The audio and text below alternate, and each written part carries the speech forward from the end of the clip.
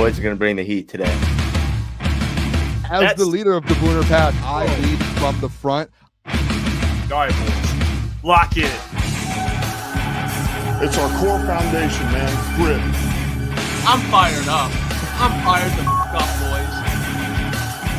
It's pumping right now. It's got my juices pumping, boys.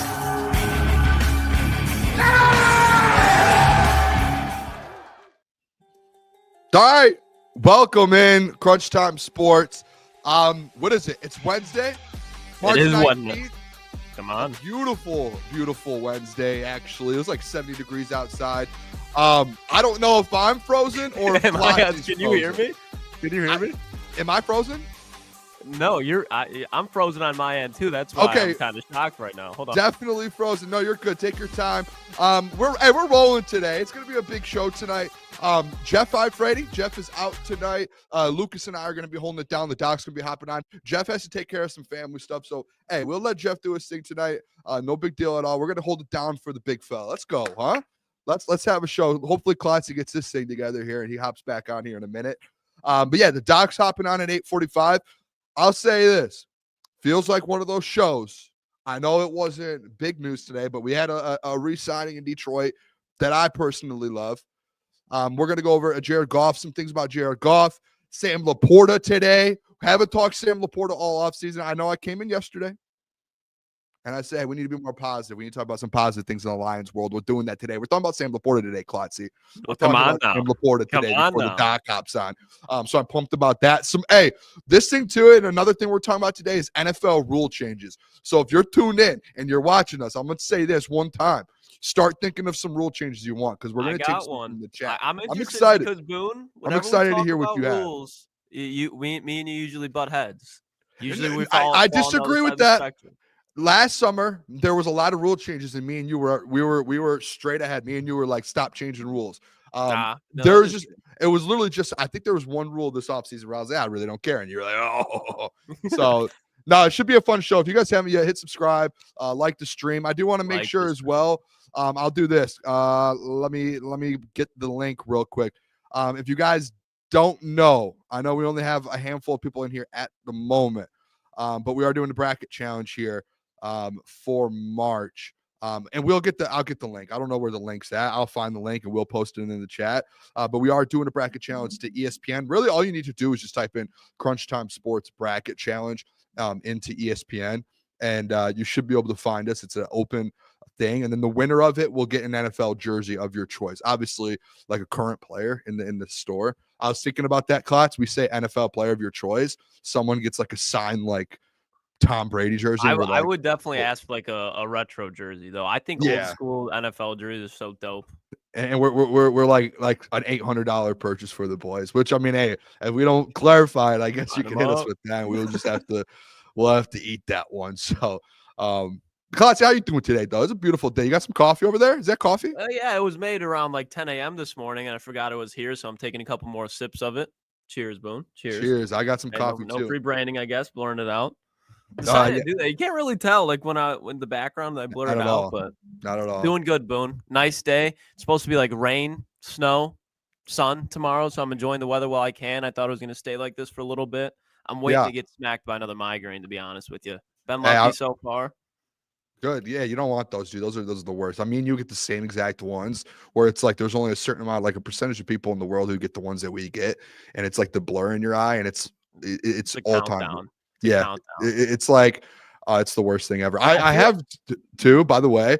When I was at work today, I got it was like an Amber Alert on everyone's phone throughout the whole office of like a severe. I've never had that happen before. Of like a thunderstorm coming tonight. Like they're like 60 miles. It was like there's a hurricane coming. That time, Boone. That time. I hate the snow. I say this. We're gonna get to some Lions stuff, but I hate the snow, Klotz. One thing I do hate is I hate like thunderstorms because I hate tornadoes. I think tornadoes are scarier than anything. As a kid, I like the rain. The thing that I hate, and I've gotten in arguments with people about this, Klotzy, is I think that tornadoes are scarier than hurricanes because hurricanes, like you have a week to know, like, hey, prepare and get out, right? Like tornado, like I could be sleeping in my bed tonight and it's like, there's a tornado and we just don't know. It's just like, boom, there you go. I agree with you of the fact of that. Yeah, tornado, you don't know what's coming. But with the hurricane, you got the wind and you got the water, bro. Like everything's getting flooded. Everything, like a tornado could miss you. You know what I mean? A hurricane's wiping out everything for miles on miles on I miles. just see. I think it's more so scary. Like for me, it's just more so scary the fact that the timing of like, hey, you have time to get out, or like tornado, it's like, hey, you got 20 seconds, get to your basement, and you're like, oh no. The people who just refuse to leave during hurricanes take nuts. Yeah. Hey, shout out those people, man. Hopefully they're all safe. Let's throw this up. Let's do this. Let's start with this, Klotzy. What, bro? There's no hurricane going on right now, Boone. Oh, well, hurricane season's in the fall. Yeah, that's on me. Hey, look at this though, Klotzy. I loved when I saw this. Season 2 quarterback. It's in action in July. Really, what happened was this isn't really season 2. This is season 3, if we're being honest, because season 2 turned into wide receiver because no quarterbacks wanted to do it. And Amon-Ra St. Brown was chosen for the second season of this series. And now the third season, essentially, is coming back. And you know who Netflix said, Klotz?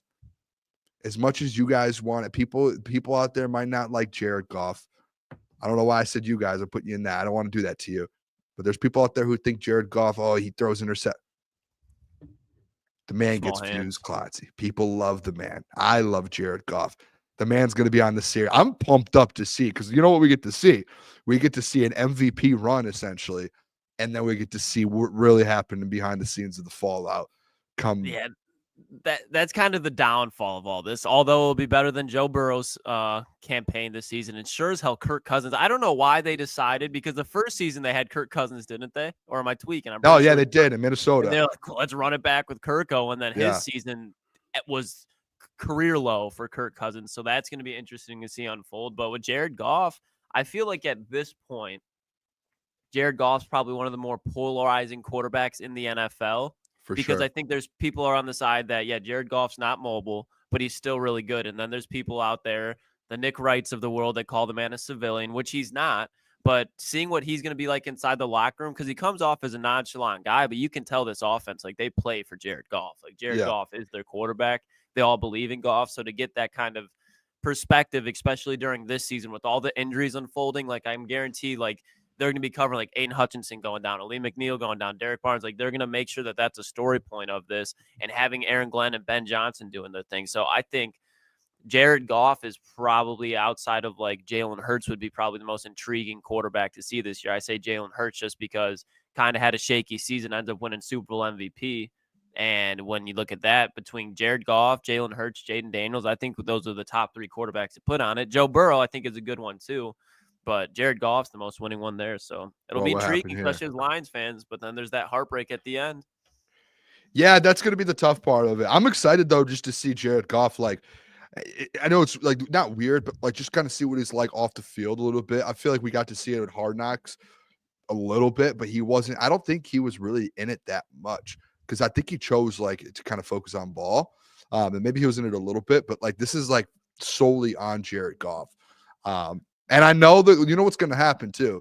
Like as this comes out, people are going to be like, this man wasn't focused on the game. He wasn't focused. You know what I mean? Why like the 4 picks came in the divisional round. Yeah. Or the Texans game. Like they were with them all year. So I feel a little bit for Kirko Chains, because no, you got to think about this. He, and this is, I like Kirk. I like Kirk Cousins. I think Kirk Cousins is a very fine human and a very fine quarterback. And I think he's going to end up bouncing back. I think the Achilles, I don't know what this is, Klotzy. I don't know if you were around when I was talking to Jeff about it. I think there's actually something with an Achilles year after. But I think after you get after that first year, I think you could get back into who you were. Like with Rodgers, I think Rodgers will be fine this year. Excuse me. I'm sick. Noted. Noted.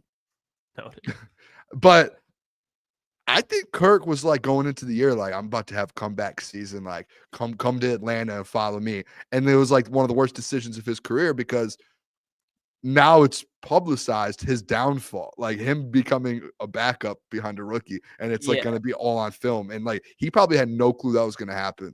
And it probably started too with the draft. They might have been filming him during the draft. Like, what's going on, boy?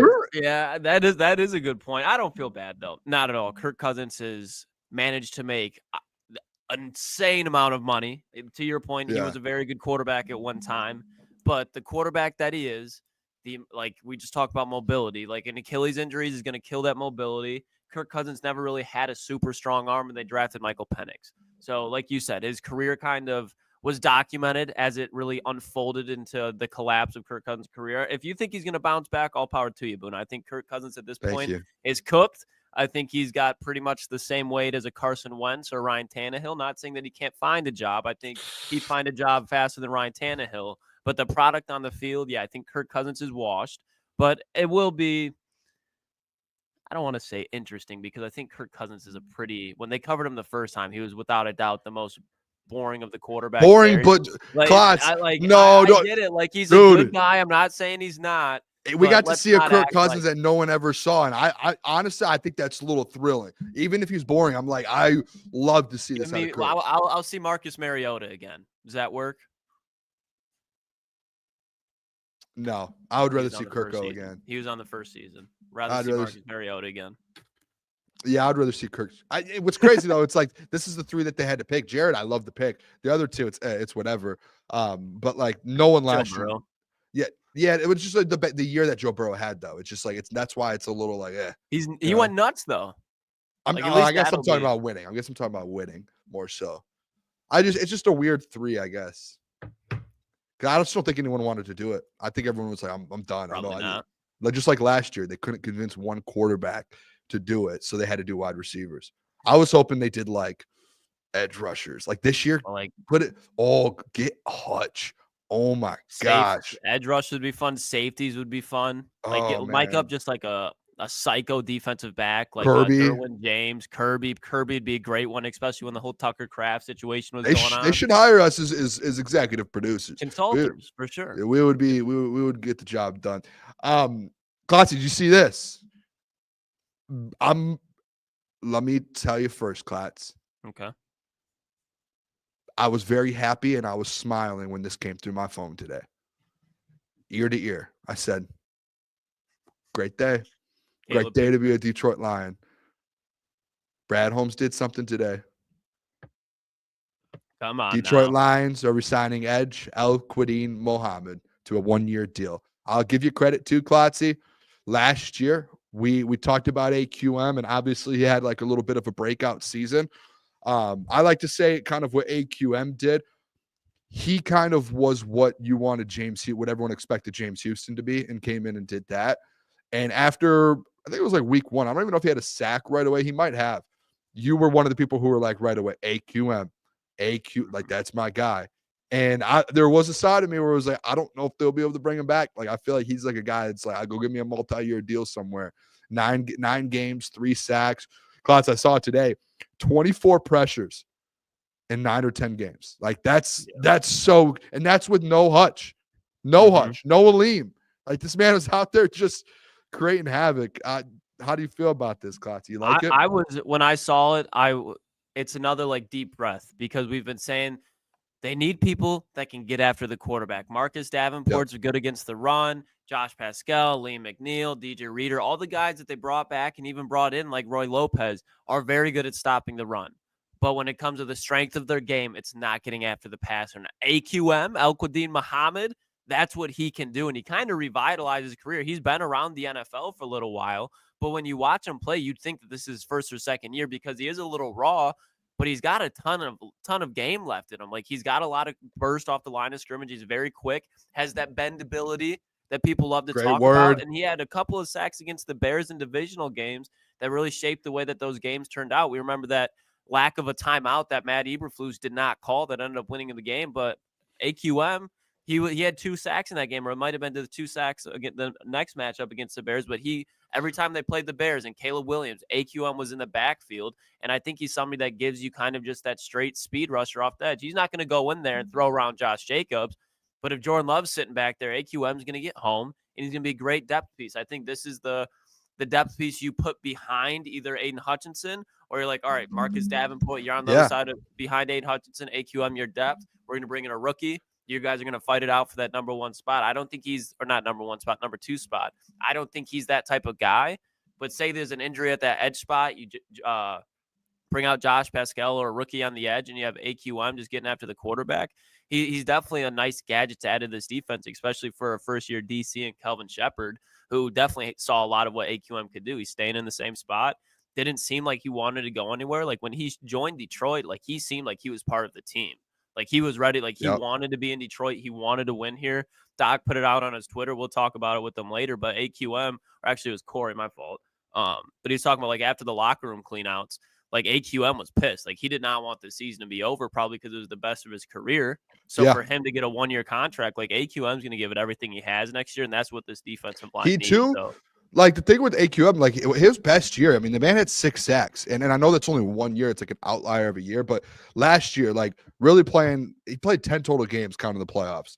But like for him, like 3 sacks on this team when there was no other, like no Hutch, like that's to me, put him on the team this next year, and like he's gonna produce. I don't see and this is the thing that I've been like passionate about is like, hey, go get me 2 or 3 guys that can get you 5 to 8 sacks, right? AQM's one of those guys. Marcus Davenport, if he stays healthy, he's one of those guys. So now we got 2 of those guys. Now if you get a guy in the draft, or maybe if you sign one more guy, it's like, okay, like I like this AQM thing starting to make me take a step forward. And the one thing I do hate, and real quick, Klotz, I heard you bring up the Matt Eberflus thing, the timeout. Yeah. Can we divulge just like the one part of a conversation we had with someone? Go for it. We haven't even talked about that ever on our show. Is that like, are we allowed to? Is that part? Because I know there's parts of conversations we've had with this individual. Oh yeah, especially now that where we're at, I don't think it matters at all. I'll say just the beginning of the part. The boys, I'll say this: the boys had a nice conversation. I would say it was like 7 to 8 minutes. Good conversation with Matt Eberflus. Like sitting down, hey, good convo with Matt. Good dude, by the way. Like one of the I was like, we talked to a lot of people that weekend at the combine. He was probably at the top of the list. Was like Matt Eberflus, very good guy. One of the first things he says to us when we say, yeah, dude, like we do the Detroit Lions, like we cover the team, just talking with them, having a good time. Looks right at us, like right out of the gate. Hey, I bet you boys love the fact that I didn't call that timeout, huh? Yeah, that was so funny. That was so funny. And hey, it's just like, what a dude though. For him to just say that. 419. Is that Dairy Queen still there? Yeah, he brought up. He's like, "Is that Dairy Queen still there on the corner?" I was like, "Yeah, I have no idea what Dairy Queen he was talking to, but it got us into a conversation talking ball with Flus." The fact instantly he said that though, to where he was like, "Oh, I'm sure you boys love the fact I didn't call that timeout, huh?" Like that right away, and that opened the door for us to just be boys and just sit there and just have like a good convo with him for a little bit. So like that was just, hey, just a good dude. I know, like. I went at him for years being like, they'll never win unless they fire him. Bears head coach. Yeah, exactly. And then being face to face with him, it's like, all right, this is a human. Great guy. It gives me like some reason to want the Cowboys to not be complete ass, but not enough. I'll still never root for the Cowboys' success. Yeah. Hope their defense does good. I'm sure their defense will, because he's a good DC. He's a great DC. No, Klotz, I love this signing though. I really do. I want to show you something too. And this is going to be interesting to some people. Maybe people might like this, might not. I think this is going to put some things into perspective, because I'll ask you this, Klotz, and I think I know the answer because we were doing this last year together with Jeff and Mike. And like going into last year, I think we were all pretty confident that the defense was going to take a step forward, correct? Like we were like, okay, this defense is going to talking about going into last season. Let's say going into training camp. We were all like, there was really no question marks. It was more so like, hey, we have the roster spots. And even at an edge position, we all felt like we never sat there and had a massive question going into it. You might have with Marcus Davenport, but it was never like, oh no. Really what happened during the season, it was like injuries. Like once guys started going down, we were like, oh no, boys, here we go. I went and looked at something today, Klotzy. And shout out to Caleb. He put this. I said, Caleb, bro, I need you to throw something together here for me real quick. Come on now. And he cooked it up. I compared the current defensive current edge rushing group, Klotz, right now with the edge group that we went into last season with, into training camp. All right. And I just want to show the people, because we've been panicking, and I've been a part of that group. And it's like, hey, let's get into a therapy group here real quick, because we all need to calm down maybe a little bit. I'm not going to tell people how to feel, Klotz, but hey, maybe we need to like Share a perspective for a second. Yes. And it's like, let's just look at what we have now compared to what we had last year. And then look at like, hey, there's still, what is it, March 19th? And training camp doesn't start for months. And there's still the draft. And there's still free agency going on. Matthew Judon's still a free agent. Zadarius Smith's still a free agent. But look at this, Klotzy. I'll Go zoom full in. screen on it, Boone. I'll get the banner off there. I'll try and zoom in for the people here. There you go. All right. I'll get the banner. Hold up. I just want people really, and shout out to the doc at the top. That's the docs thing. That's the docs article from last year going in for the Edge group. So let's compare this, Klotz. Are you ready? Mm-hmm. Let's look at this.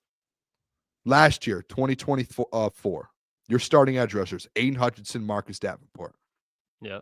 2025, you have Aiden Hutchinson, Marcus Davenport.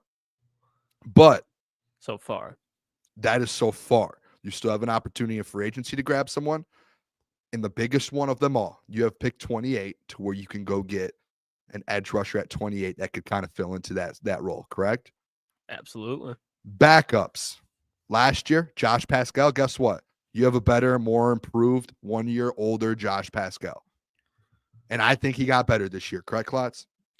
Yeah, definitely more consistent. You saw the bright spots more frequently. Yes.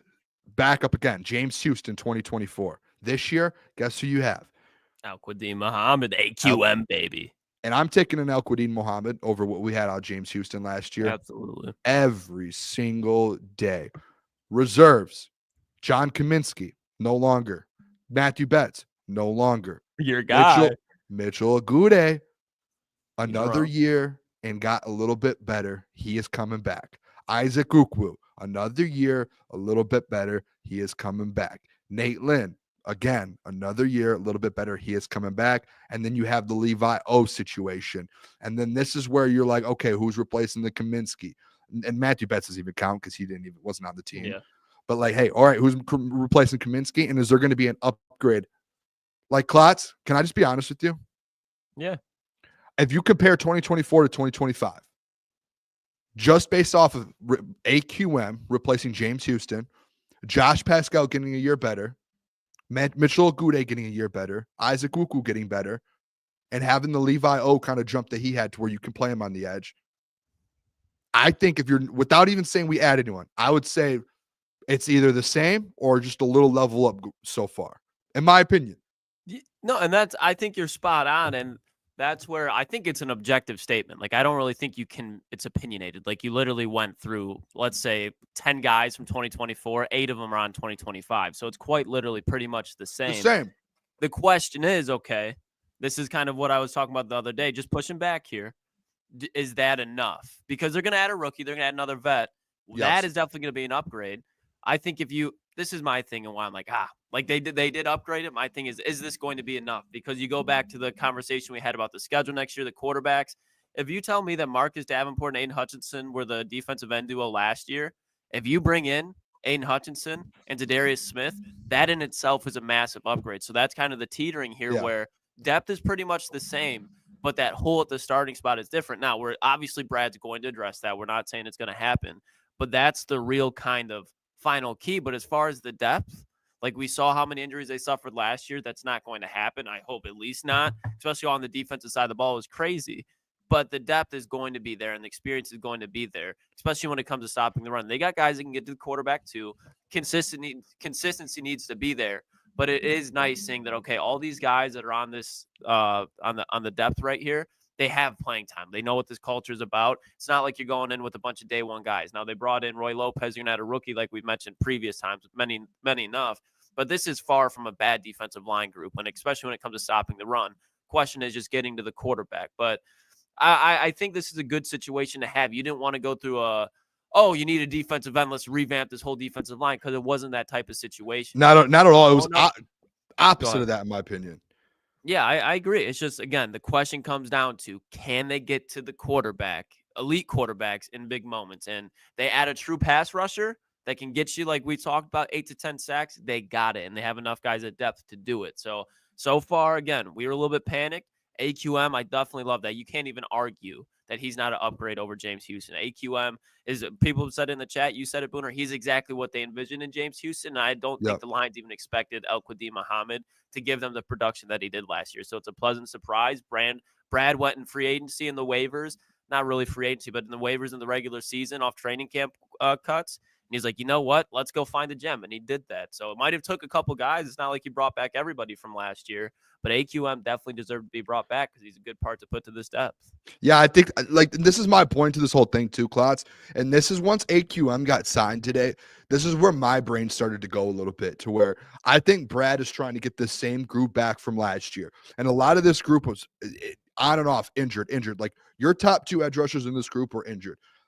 Knock on wood, like, is Hutch going to have another injury like that? Like, yeah, obviously it can happen, but like the chances of like a guy like Aiden Hutchinson, who takes that good care of his body, has a freak accident like that. You know what I'm saying? Mm-hmm. And then like a Marcus Davenport, like you would hope like at some point you're like, hey, this guy's he's going to have a healthy season. And if you have both of them, to my point, it's like you have these exact 2 edge rush groups, correct? Mm-hmm. Now, like, I think it's inevitable that Brad Holmes is going to either add someone else in free agency or he's going to add a draft pick. And like the draft pick is going to be a guy that probably instantly goes right above AQM. And as soon as you get that one piece, all these conversations that we have and everyone's like, you need to up, boom, it's gone. It's like instantly gone. And that was like, I talked to you yesterday, like before a show, I was like the edge is like an obvious, like that we need this. But I think it's like, all right, like we're going to look back like in a month from now and be like, after the draft, to be like, oh, okay, we got it. So like, yeah, what were we really that mad about? Like, we really got an upgrade at the edge position. Because all my comments right now, when I tweeted this bottom one out, every single comment's just like, oh, we're running it back with the same group. Here we go. It's like, no, I don't. I think it's just people, and I will say I'm on the concern side because I think saying upgrading from Marcus Davenport, like you could go get somebody in the second round, a Jared Ivey, and I think that you could consider that at least week 1. Like, okay, second round rookie, you would consider that an upgrade, but it's got to be the right guy. It can't just be somebody you're taking a waiver on. If you want to win a Super Bowl, at least, if you want to be a really good team, win the NFC North, have a season like last year, okay, throw whoever you want there. You want to go win a Super Bowl because outside of Aiden Hutchinson, Ali McNeil, DJ Reader, those depth guys, like they're solid. You don't expect them to be household names, but when getting to the quarterback, there's not much there. So they have to find that guy. If you just go get another Marcus Davenport, or you go swing on a 3rd-round rookie, say go play day 1, not going to be the case. I don't think Brad does that. Just don't see a world where that's the case. About it. It's like he's gonna get a guy in the 1st round, and then you're sitting there like, okay, now you have a 1st-round guy. Marcus Davenport's basically your backup, and Levi O's like a backup. Josh Pascal's a backup now. AQM's your backup, and that's like, oh, crazy. Hey, there's your depth, Klotzy. That's what they need. See what I'm saying? They need more, like, get depth. They better bring in like 2 or 3 more bodies for training camp. I think they're gonna have Casey Rogers. I think it'd be best if he just brought in, say they want 8 edges. You bring in 14, and it's not just Matthew Betts. Like, bring in legitimate guys as far as played in the NFL before, have experience, and have an absolute battle and just a cutthroat competition to see who wants to be on this team and truly take over that edge spot opposite Aiden Hutchinson. So keep bringing, just the more edges they bring in, keep making moves like Al-Quadin Muhammad. Guys that they don't have to have 6-7 sacks every year, but if they have some production, take a flyer on them. I think that's what Lions fans are just asking for. Like, just take a chance on some of these guys. If it doesn't work, you can't be mad at it. But especially if you find the guy that works, and if Brad Holmes wants to go get his bargain at a rotational piece, just keep firing. Doesn't have to be a lot of money. All right. There was breaking news today, Klotzy, outside of Al-Quadin. I know that was big news for the boys. National news, Al-Quadin Muhammad. Yeah, that was national news, AQM? I would consider it. All right, I've got global news for you then. Let's do this. I've got global news for you because the NFL is global now. You know, they go around the world. The Lions. And the Lions have done this before, Klotz. I think they were the ones that ended up actually putting in a rules change for the emergency quarterback. I believe that's the one that the Lions put in for, and they got it. But the Lions proposed 2 new rules to the NFL kind of rules committee in the ownership. I think in 2 weeks, it all kind of goes through and they discuss it and then they vote on it. They actually did 3, but we're just going to talk about 2 of them. The first one, Klotz, and I love this one. This might be one of my favorite ones that I've got submitted today. There's a couple big ones, but the Detroit Lions submitted a proposal to change the current playoff seeding, Klotzy, to allow wild card teams to be seated higher than divisional champions. So essentially, it's just they want the playoffs to be basically 1 through 7, and it's just straight up seeding. Like there is no like, who cares if you won your division? Who cares about any of that? It should just be 1 through 7 based off your record, just like the NBA does it. Well, the NBA, I guess, does play-ins now, but like, just like, I think that's how it should be. What do you think about this? And the people in the chat, put in there, because I'm interested to see how the people think. I love this, to be honest. I think this is how it should be done in every single league. I don't hate it. I don't love it. My question where I'm like, the reason why I don't love it is, and I think it was kind of a rarity, and I obviously because that was the whole conversation about going into Week 18, Detroit, Minnesota. You have two teams that are 14 wins. The winner's going to walk out 15 wins, number 1 seed.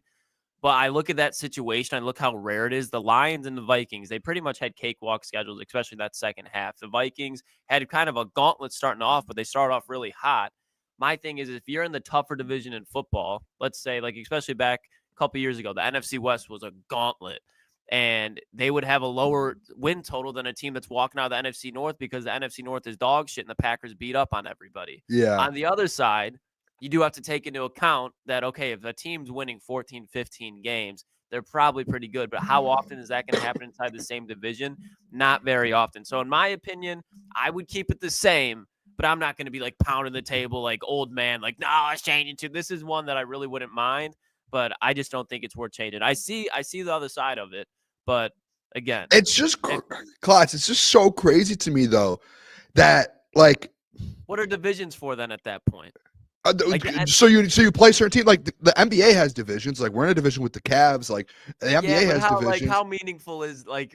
I guess it's not like super meaningful in basketball, but like like in football, like even in high school football, there's like conferences and divisions. And if you win your division in high school football, like it has nothing to do with the playoffs, but you're like, I mean, you're celebrating it, you know it, and you're letting people know. I think it's a little different. Like if you, I guess I don't know. I see what you're saying. Like it does mean more. If it's an automatic home game, it definitely means more. But I just like a situation like this last year. Like if the Lions would have lost to the Vikings and had 14 wins, that would have been the dumbest thing in the world. The fact that they have to go on the road for the whole playoffs and kind of just fight through it. Like that, I just don't think that's like, I don't know if there's a way around it. I'm not sure. It's just that's such a rare, like we've never seen that before. Back and the last time was like in the 80s. They said it was like the Cowboys and the Giants, and it ended up being a blowout like the Lions was. But it's just such a rarity to happen. You know what I mean? Like when's the last time we've seen that happen in the NFL? Normally it'd be like 12-13, and I guess that can be frustrating. But at the end of the day, if you're a 12 and 13 win team, you didn't win your division. Like you're going up against a dog water division winner. You should be able to win that game. ETN saying Lions versus Vikings wouldn't have been as meaningful. Like that's wrong though, because you're still playing for seeding. Like one of you have to be above each other to where you're playing for a home playoff game if you guys end up playing each other. Like there's still going to be things at stake. I think the Lions, and I saw someone in the chat put it. I can't find it right now. I don't know where it went, but someone put in there. It's like this is really just the Lions covering themselves because you do know the NFC North the next 3-4 years is about to be a gauntlet. Yeah, like you're about to be in a battle, and you're like, there's a chance, maybe not this year, but like in 2 years, or maybe even this year, and we're all kind of we're overlooking everything, but like maybe even this year, we're like again, you're sitting there with a 13 or 14 win team or a 14 and 15 win team somehow, some way. And it's just because these teams are so good in this division. And that's where it adds meaning. Like, you know what I mean? Like it adds like at the end of the day, the NFL is an entertainment industry, Boone. Like, yeah, no, you know what? It's gonna get killed. It's not gonna go through. Especially because like, zero chance. The committee is gonna be looking at it with the point you just said, hey, the Lions are gonna try to cover their own ass here. I'm actually interested though, Klotz, because I think ownership pushes this through.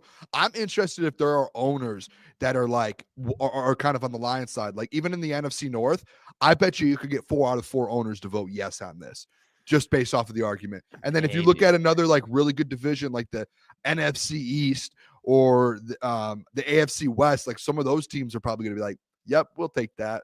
And it's like some teams in the moment might just be like, yep, we'll do it. And then some of these other teams be like, no, please no. If you're in a position where you think you can win the division, you shouldn't be thinking about it. If that, in my opinion.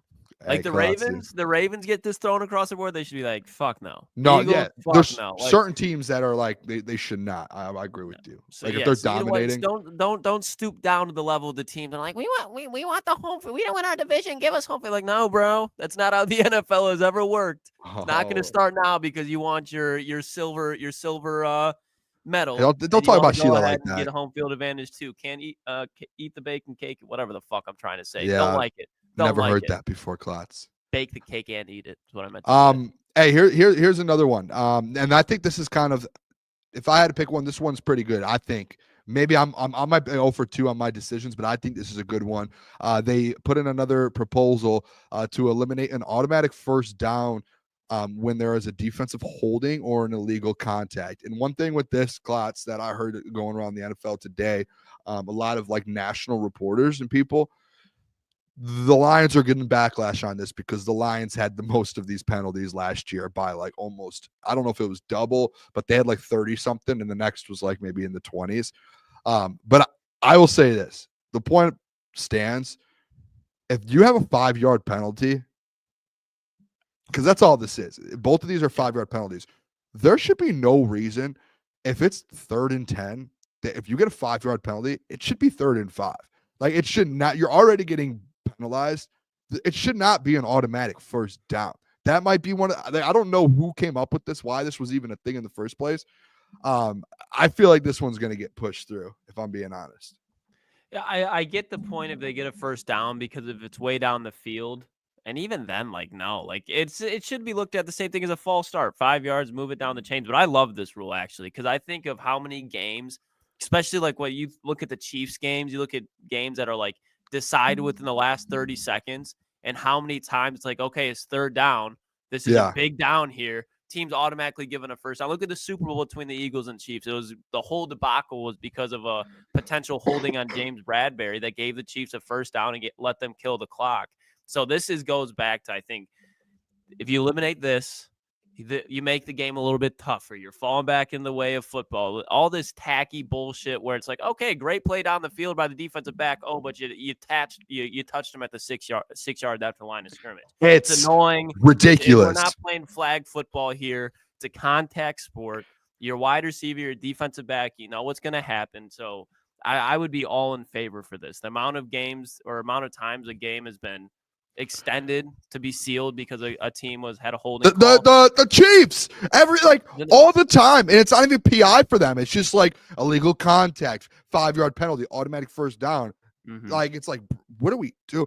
You know what it is too, Klotzy, that really bothers me with this penalty is like how easy these penalties are to it's like to draw. Like it's like in basketball, like you can hook someone and make it look like what SGA does all the time right now, and everyone is up in arms about with SGA basically foul baiting. Like this is one of those things to where it's like, if you know, like, hey, we're desperate for a first down, you can easily foul bait and go get yourself an illegal contact at some point, and it gets called on defense majority of the time, and it's like an automatic first down. It seems like it's. I saw some. I think it was Jeremy Reisman today tweeted it out. Very good point. He said if they end up don't pushing this through, they should look at offensively. If you get an offensive holding, then you should lose it down. Like it's essentially the same thing. I think offensive holding is fine. Like it's 10 yards back. Like you got to get 2 No, first downs. It is fine, but like to the point of defensive holding is automatic first down. All right, so why is an offensive holding then loss of a down? Because it's like like the rule plays. Yeah, it's like there's no like consistency on each side. It's just you're gonna randomly be like, oh, automatic first, like, all right, offense, holding, 5-yard penalty, loss of down. Like, why isn't it the same? I'm with it. Not a bad idea. Not a bad idea, especially when the amount of pick plays that NFL teams run inside the goal line too. Like the Lions do it too, but you see how many times it'll be like touchdown, flag. No, like the amount of time that to your point, they can call a ticky-tacky penalty that no one honestly gives a fuck about just to delay a game and make it a little bit more entertaining. I understand that, but I would be very happy to never see this ever pop up again. I hope it gets pushed through, and I hope it's good. The tush push, obviously the Packers. The Packers asked to ban the tush push. Though my most favorite one, I think the number one, and I hate this because it's the Eagles, but they proposed to make the postseason overtime rules full regular season as well. So they want it to where each team gets a possession, which I think is like that should be no matter what. That should be like no question. Yeah, common sense there. So I would guess that one ends up happening. I would have to guess. Let's do this, Klotz. I messaged you earlier today, and I said, let's do a segment when we talk about the rules. And I didn't do it because I couldn't think of one. Bring me one rule change that Lukas Klotz would bring to the board NFL. Here. I'm speaking to the board. Speaking to Roger Goodell and all the owners, all 32 committee? owners. All 32 owners and Roger Goodell. All right, let me pull out my sheet here. And if you have one in the chat, put it in there. I'll star it, and we'll put it up on the screen. Something serious, too. Let's be real here. Excuse me. Thank you, committee, for allowing me to share this proposal to you. Rule change. The NFL, it's got a little bit soft, okay? It's kind of been a little annoying. Tired of seeing Taylor Swift up on my TV. Seems like everything's just narratives being pushed at something that doesn't revolve around football. So you know what I want to see? More fucking football. I'm tired of kicking. If you get inside the 10-yard line, no more extra points, no more field goals. I don't know why I said extra points. Extra points are fine. No more field goals. You get an and goal situation, you keep Jake Bates, you keep Justin Tucker, Justin Tucker might not even be able to, different story. Bad name. Hey, rewind. Yeah, we don't associate ourselves with Justin Tucker. We do not. The show does not. What's your boy down in Dallas? Brandon Aubrey. No more Brandon Aubrey inside the 10-yard line. If you think you have a good offense, you got 4 downs to score a touchdown. If you think you got a good defense, you got 4 downs to stop a touchdown. And once these illegal contact holdings don't result in the first down anymore, won't matter. Drive won't be extended. You won't be looking at 8 plays and goals. It'll be 4 plays, maybe 5 if there's a false start. You get inside the 10-yard line, it's a give me. It's a give me as far as an extra point goes, okay? Maybe somebody blocks it. Let's add some juice to the game. Once you get inside the 10, no more field goals. You got to get 6 or nothing. No more 3. Get an 11-yard line, kick it all you want. And goal situation. Wow. No more field goals. I'll have to say this. I don't know if I like it. I enjoy field goals. You enjoy watching a 25-yard field goal. What happens, Klotz, if your team, what happens to this? Detroit Lions losing 21-20. 1 second left at the 9-yard line. Well, let me ask you this, Booner. Well, you have to get a touchdown, and you can kick a field goal just to win it. Let's take you back to Week 18. I really just Minnesota put you Vikings came into Detroit. Tough spot there. They could have brought out their kicker, took it easy through. But how exciting, how fun was it to watch the Minnesota Vikings just keep trying to score? They kept trying to throw. It's fun. And they couldn't do it. And what I'm saying is there are situations where I'm inside the 10 to win a football game. I'm not going to be like, so you know, strategy, you don't go inside the 10. But what if you get a fumble, recover it inside the 10-yard line, and you end up loss, waste it down? But you're not. Well, then the rule ends up being voided because then a quarterback could just run backwards, and then you could just kick the field goal. Yeah, but or you put your nuts on the table. The rule ends up not being real. Johnny Mo show. We brought you here for a reason, David. We extended you for a reason. We have to figure out this rule a little bit more. Let's get in the lab because you just kind of negated your own rule there by saying quarterbacks should just run backwards and go down at the 11. Nope. And that's kind of funny. Before the dot cops on, dude, that's so funny, Klotz. I love you, bro. That was I'm coughing. Do you ever see the Toy Story, the penguin that has a squeaker? And it's like that's what it's like right when I'm gonna laugh. Couple here though that I saw, and one actually I don't mind is USFL kind of just switched it to it this year. Instead of an onside kick, because right now there's no onside kicks. You can't onside kick in the NFL unless it's in the fourth quarter, and you have to be like, hey everyone, we're onside kicking. We're onside kicking. So once that happened, at this point, what they need to do is the USFL, I think, just adopted a rule to where it's like you can go for it. I think it's like, I don't know the exact ruling, but it's like a 4th and 15 at a certain yard line. and you can go for it to get the ball back. I think that's better than having to tell the other team, hey, we're going to onside kick it, and we can't even do it till the fourth quarter, but we're going to let you know we're doing it. Like, that's the dumbest thing of all time. Here, a couple, I'll throw these up here. Shift God doesn't like the kickoff rules. Austin, onside kick rule.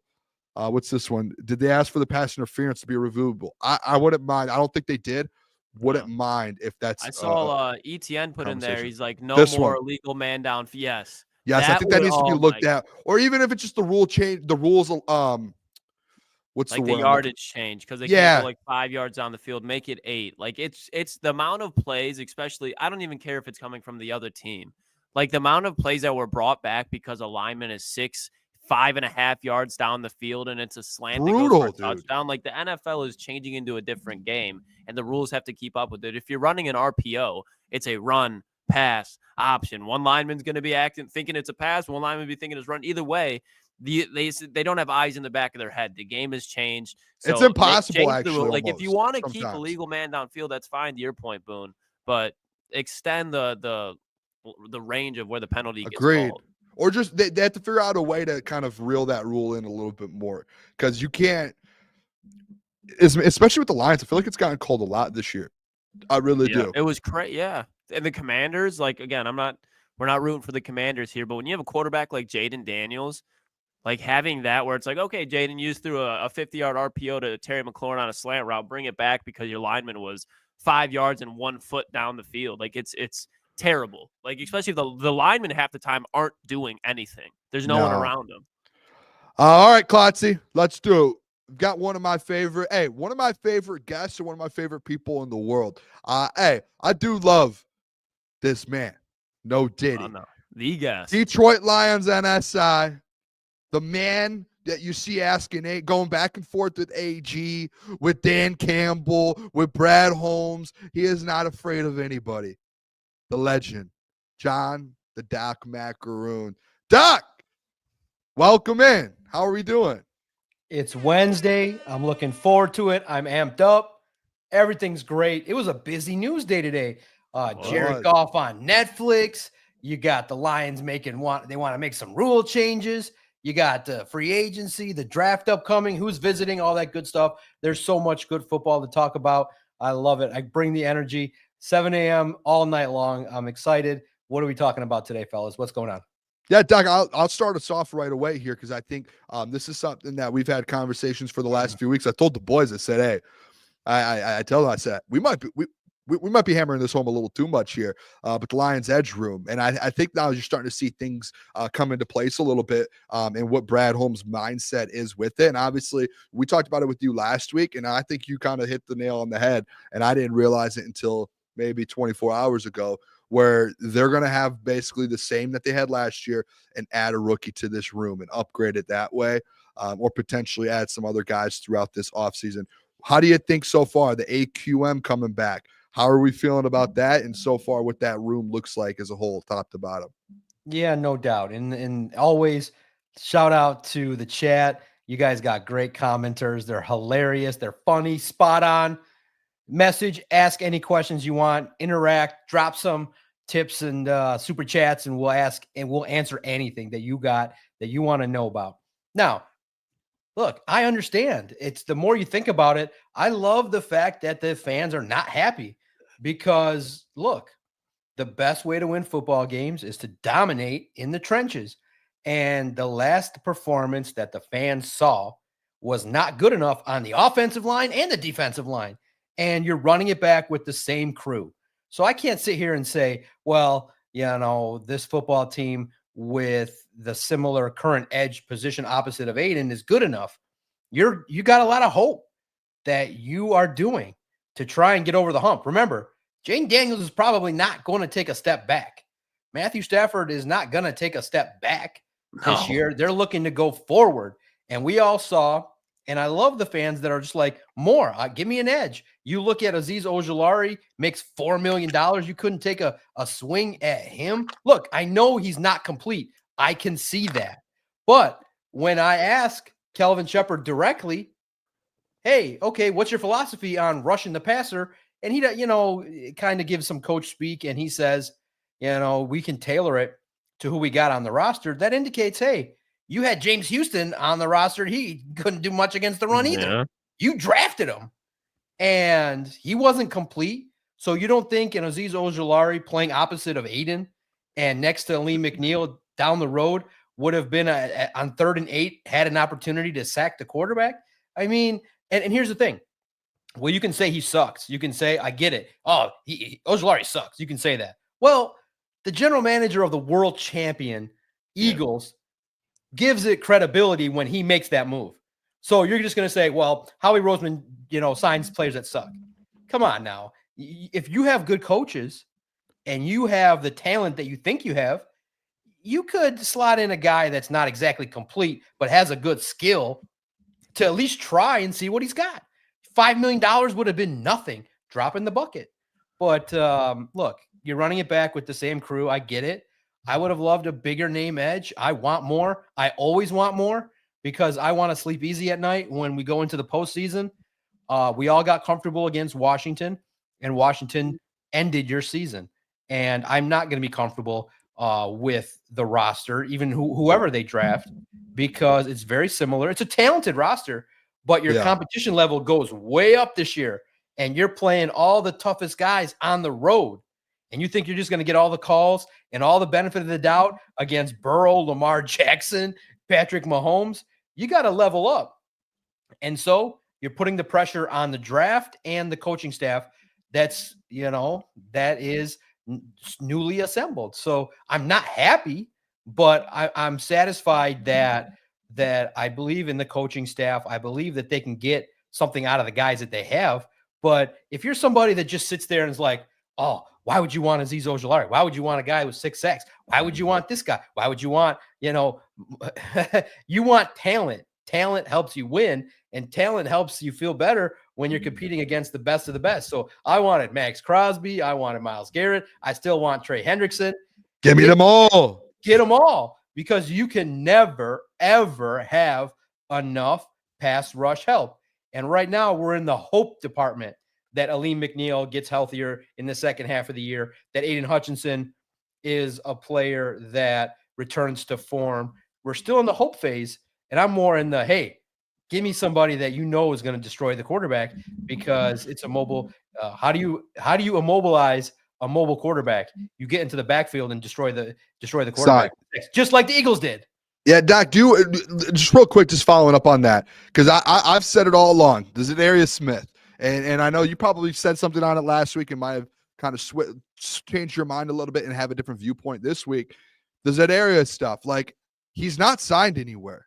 And it's like he's a guy that's coming off a 9-sack season. You see all these other guys who had 9 sacks, 8 sacks, go sign for 1 year, $6 million. I'm still under the impression, and maybe, again, I'm crazy, but when you connect the dots, and Doc, in this world, you have to connect the dots and kind of read between the lines here. I think there's still a reason that, like Brad said, hey, we're going to just move on from this contract, and we want to look at potentially bringing you back on a new deal, a different contract.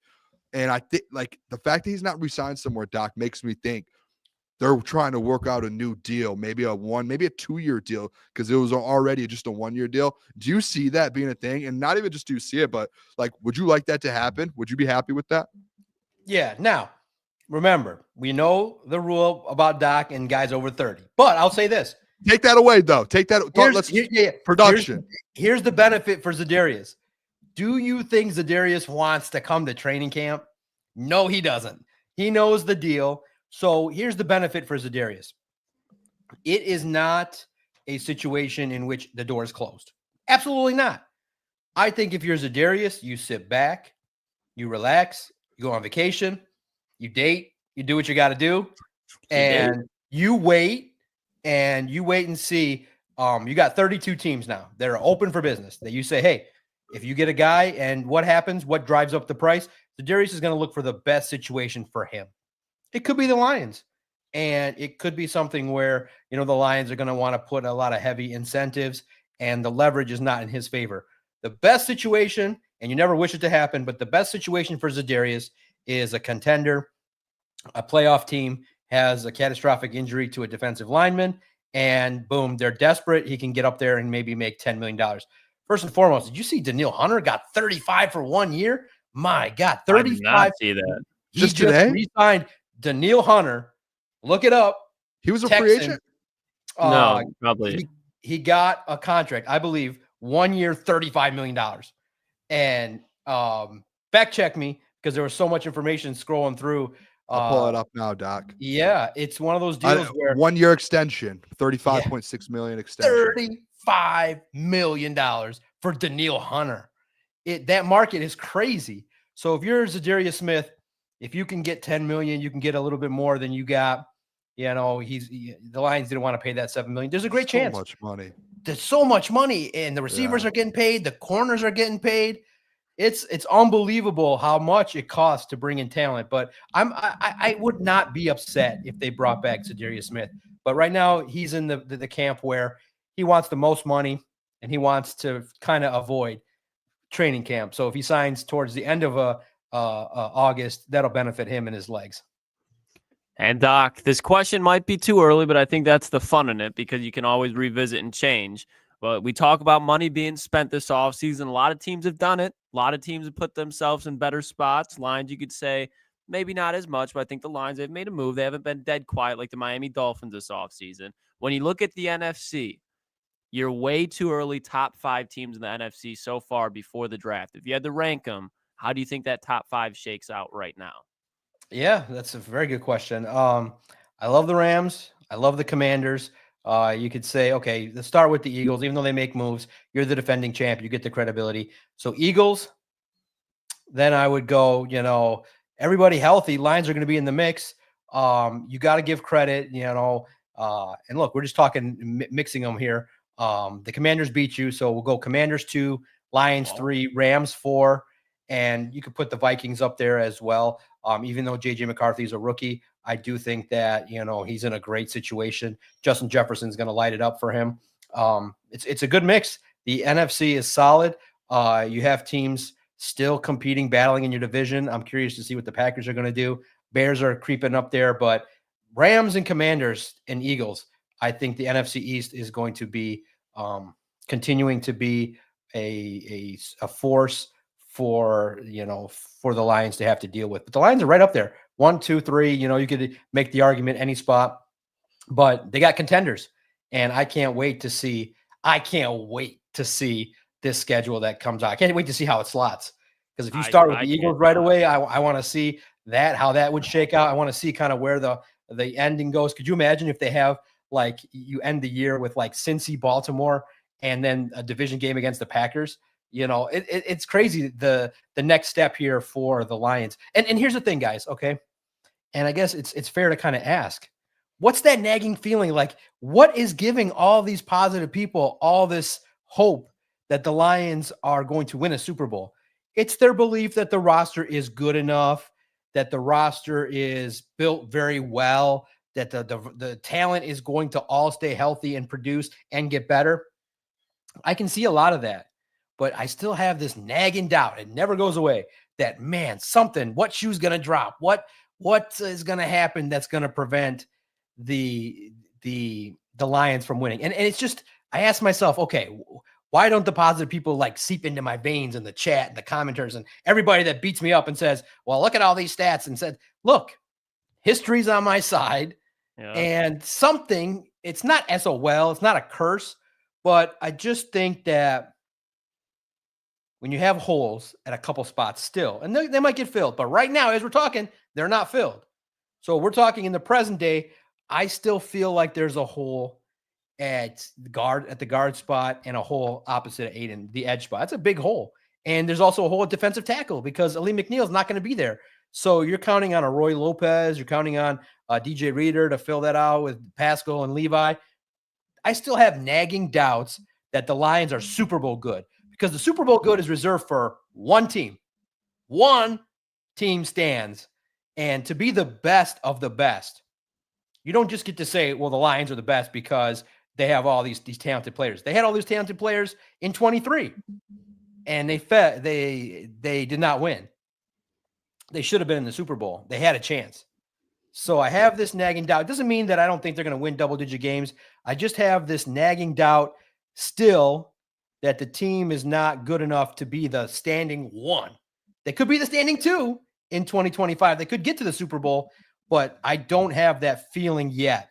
And it's probably just the history. It's probably still feeling the ill effects of losing to the Commanders, having your best players get hurt, 20 guys on IR, just feeling like, okay, the positive fans are feeling like the Lions are going to stay all healthy. All the guys are going to produce, and all the teams that are competing with you are just not going to be good enough or not going to be as aggressive at the deadline. The Commanders, Rams, and Eagles are all maneuvering to try and stay atop of the division. It's not easy. So I'm just keeping it real. I have doubts. Doesn't mean I'm a hater. If you ask me a direct question, do I think the Lions are the best team in the NFL right now? No, but they got some work to do. Brad's got to bring and deliver the draft, free agency. And when players get cut, he's got to do more. You got to do more. Literally, there's an example in 2023 when people were saying, go back and pull up, the chat, pull up some receipts from those positive people at the deadline in 23 that were like, nah, team's good enough. Nah, team's good enough. Team's good enough. Everyone was like, no, they're not. Get a receiver, get an edge, get this. We were all like, no, it's not good enough. Where was that? They just repeat the same playbook. I still have the same playbook of doubt, but I still think that, you just got to do more. You got to be aggressive to get over the hump, to get that final piece of the puzzle. And you got 4 good teams battling you. And I just think that there were moves that could have been made differently in this free agency too, that you could have maybe said, you could be a little bit more aggressive and take a swing at a couple guys. Doc, you got it. I don't know what is the obsession between you, Jeff, and Booner with one in the Philadelphia Eagles week 1 going into Philly, but it's got to stop. It has to. I mean, listen to what you just said. And then week 1 with 2 new coordinators, you want to go in there against the Klotz is scared. We've scared. You go mono against the Eagles. Yes, I would be. Set the tone right away.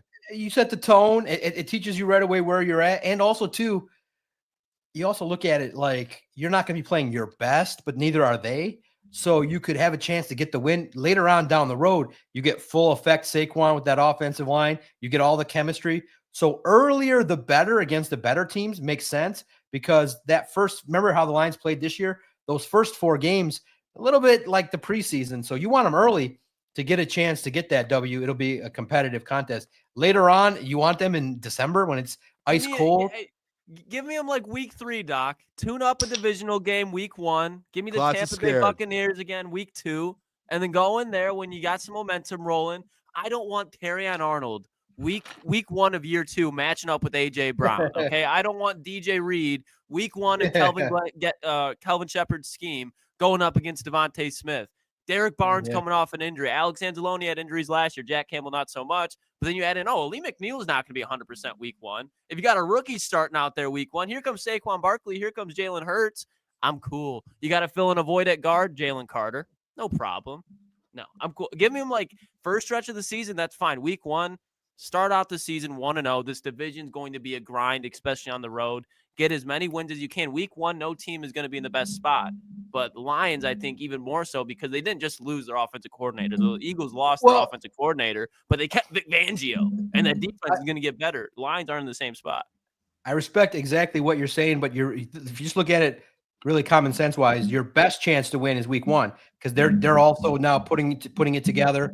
The further that the Eagles get, their coaching staff gets in the mix, and you want to test out those young players too that they got that are going to be in some new spots.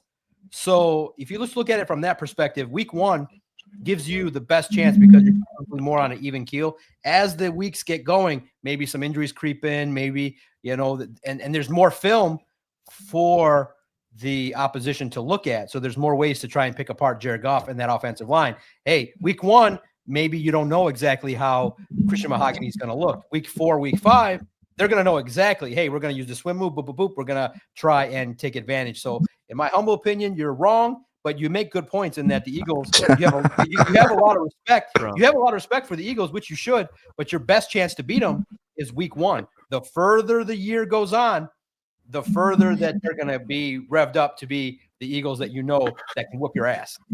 Hey, Klotz, with all due respect, dude, you are absolutely wrong too. I'll say the same I'm thing. thinking logical. No, here. no. Give me the This former is Super Bowl champs. Let it's them not hang the banner in the logic. line. No, It's no. opinion for you. It's not logic. It's your opinion. Definitely not logic.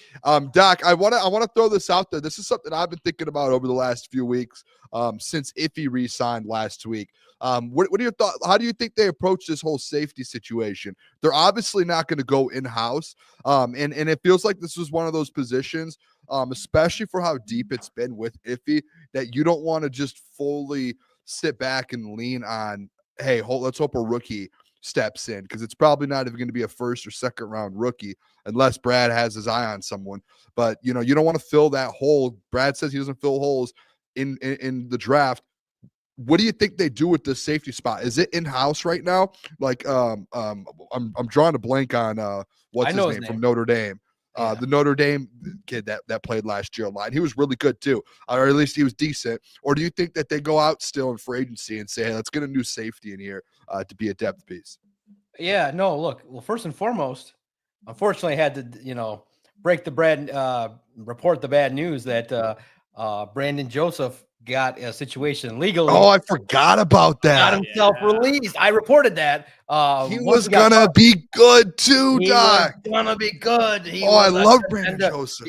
Yeah, he was gone. So you got right now, unfortunately. That's so disappointing. Maurice Norris is your safety right now. On the roster. So yeah, you got work to do. You got to upgrade. Morris Norris. It's not Morris Norris, but that's how we all call him, right? Maurice Norris, if that's the accurate way to say his name, is the guy. You could go to Quandre Diggs. You could look to veterans, but I do think you look in the draft. You do got to look at the situation. Yeah, just to remind the chat, Brandon Joseph, we knew right away. We got wind that, the story happened. We talked about it. We got wind that he was doing, allegedly was driving under the influence, and he got pulled over. And unfortunately, once he got released, we were like, got to call the police. And I was the first. Me and Christian were the first to get that up there and have to report that. So the second that happened, we all knew, all right, he's not with the team anymore. He was good too. He was developing. He was a player. But unfortunately, it's a situation in which the safety spot is a question mark. But you got two really good ones right now, and you're looking for depth pieces, guys that will come in and fill that out. But I do think that could be filled out with a veteran and in the draft as well. So we'll start to take a look at that as well. We've been definitely looking at defensive line, defensive tackle, linebackers. We have not, but we probably will over the next, maybe this weekend, identify and target and watch some film on the safeties. But everybody, man, you guys and the chat and everybody loves the defensive line. Like we've gone through 30 potential defensive linemen opposite of Aiden that people want, and now some linebackers too. We'll start to shift to some defensive backs and the safeties at Lions on SI. But you're right. It's a position of need, and you're not going to go into the year with Maurice Norris as the guy behind Branch and Kirby Joseph. Hey, Andrew Makuba, Doc, out of Texas. That's my guy. Boone likes Latham Ransom out of Ohio State. There's a lot of good safeties you get in the middle of this draft. Kind of same question. I know I've asked you this before, but kind of as the draft's getting closer, more free agents are getting signed. You brought it up already, but there's a hole at that guard spot. And I would think that if they were going to bring back, or I shouldn't say bring back, sign a veteran, probably would have been like, hey, let's immediately figure out who our guy is. Might have not been that day, but you saw the hype with Will Hernandez. Do you think Will Hernandez comes to Detroit? And if he doesn't, where do you think the Lions in the draft go to kind of fill that Kevin Zeitler void? Because you look, there's a couple guys on the back end of that first round that you could be like, okay, that's kind of a steal for the players that they actually are late in the first. Yeah, no, it's one of those deals where I think that people are looking at, okay, you have options. You could put Mahogany at left and switch back. I think that's an option to really think about seriously, guys, is Mahogany at left guard. You move Graham Glasgow back because he didn't play good. Like he didn't play good at left guard. You switched his position up and he didn't perform at the level that you thought. Maybe you get him back to his natural spot at right guard and you position him to be somebody that can do some things. And you go, okay, you got to get some value out of Graham Glasgow because it wasn't that great. All right. And I was surprised too, because he dealt with some injuries. Yeah, he dealt with some things that maybe weren't, you just dealt with some things and he didn't perform well, and it showcased against the Commanders. So breaking it here. We did a 32 team mock draft at SI on Tuesday, and it kind of fell that way. And for those of you listening now, you'll know, and I'll share a little bit why, but not all of it. At 28, I took Tyler Booker. Come on. Tyler Booker, that's the guy that was available at the spot for 28 for me. 6'5", 325. I think he could do some things. You also could look to Georgia and Tate Ratledge, Dylan Fairchild again from Georgia, Miles Frazier. Love Dylan. Yeah, so there's some names you could look at that guard spot if you do want to go in the first round. Manu is not, TJ Lang threw it out there to maybe they'd look at him at guard, but he's too big to play guard. Like, he's just too big. They want him to be tackle. And I would think that you guys have been, talking about it and speculating too. Maybe after this year, you move Penesu to left, and you hope that in 26, Manu can be the right tackle with a young offensive line. So I'm very curious how it will shake out, but I picked Tyler Booker. I've liked what he's been able to do. I feel like he's a player that can do some things, and I think is with the best of the bunch. I don't know if he's going to fall at that spot, but we'll see. But just looking down the list here of the names that I put down, you look at it and you say, maybe Hayden Connor from Texas. I watched the Texas offensive line all year, fell in love with them as well. So there's some names to pay attention to that you can have at the guard spot. I don't think that a rookie will get the starting opportunity, but if Graham Glasgow struggles at the early part of the year, then you recognize you can fit maybe one of your guys, the rotational guards, to look in there, maybe the rookie by the midpoint of the season, if Graham Glasgow. But I do feel like Graham Glasgow probably has an opportunity to kind of get back and play right guard. But if not, if they try it again, if they run it back, we'll see. You're taking a risk, but we'll see which offensive lineman. There are some good guard tackle combos out there that'll have a chance, but do you throw them out there right away when you got Graham Glasgow? So we'll see. Hey, are you pretty confident in Taylor Decker next year? Like, do you have? Is there like a world? Because we had this conversation all the time. And Klotz, obviously, he talked about the trading Taylor Decker potentially, and just because he's it felt like last year was the year where he's starting to degress. And I've been on the side, and Jeff's kind of been on it with me to where, hey, it might have just been one of those injury years. You see it all the time, especially in offensive linemen. They have a whole year where it's just beat up. Do you think it's more so the sense of that? Or do you think it's kind of the side to where there is that degression and we might see it again this year as well? Yeah, right. It was not the best year for Taylor Decker. Unfortunately, with the contract extension, you trust him. Jared Goff absolutely loves Taylor Decker. You hope that he stays healthy. Yes, he did battle some things. It was up and down year, but I do think that this year probably could be his last year. There'll be some conversations that will be had based on his contract, his age, and the fact that you got a young cat waiting and developing. So I'm very curious how he rebounds, but he's one of the OGs. He is one of the guys that definitely has earned the respect of a lot of people. He's a warrior. He's somebody that does, when he's healthy, play well. But yeah, he did have some performances that you say, you gotta make sure it's a little bit more steady. And the entire offensive line has to step up, especially in the postseason. So the conversation is starting to be had. It's looked at. But I do think that 25 left tackle will be Taylor Decker. You just hope that he stays healthy. And then you also, too, got to pay attention. This draft will tell you, look, I do not think that Frank Ragnow is going to retire, but you always got to look to the future. At any moment, he's been battling stuff. He performed very well. He's still at the top of his game, but does he want to keep with all the rehab, all the work that he's got to do to get out there? So pay attention if Brad Holmes takes a swing late in the draft on a center, somebody that you think could be the next Frank Ragnow. Pay attention to those names, because you never know. Maybe not this year's draft, but you got to always look to the future, because with each passing year and the just the sheer number of injuries that he's battled, you got to make sure that you pay attention. And I saw the name that popped up there, and a lot of people are talking about it because a reporter talked about UCLA's edge, Femi Oladijo. Yeah, he's great. But just at this very moment, just knowing that the Lions, the reporter put out that the Lions have strong interest at this present time. The Lions, don't want to say sources. Those that I like to use the word, those that know, told me today directly that as of today, he does not have a top 30 visit yet with the Lions, but the word was used yet. So officially there is interest clearly. Obviously going out, the Lions at UCLA, the pro day, all that good stuff. But in terms of official visits, that has not been put on the books. Do you have any notable names, Doc, for I'd say like notable names where people would be keeping an eye on that have had top 30 visits with the Lions for the people? Well, the name that's the biggest one is Gray Zabel. That's the name that you hear that he's somebody that if he's there, I don't think he's going to be there. That's why I'm not as hopeful. Was that today? It was reported today that he is a name that is going to be on the list or had a top 30 visit. So definitely, I mean, you would have to meet with him. He's one of the top guys, and he is he's somebody that can fit everything that you want. But I don't think he's going to be there at 28. You'd have to move up to get him, in my humble opinion.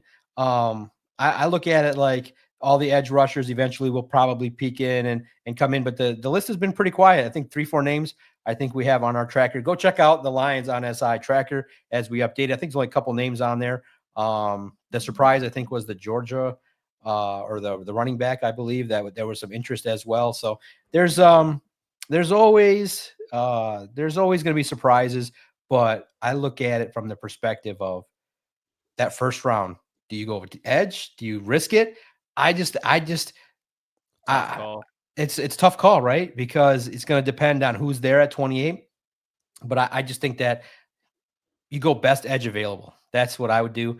I think the fan base will be very happy, and you calm people down. If you get the guy, the further down you go, it doesn't mean that it's not going to be a hit, but you take more risks the further down you go as teams start to load up. So I'm not waiting till 60 to get an edge rusher. I want that edge rusher at 28 or move up and get one of the good ones. So I'll ask you guys, because dueling mock drafts, I put out the podcast today. Christian had, Mel Kiper had James Pierce.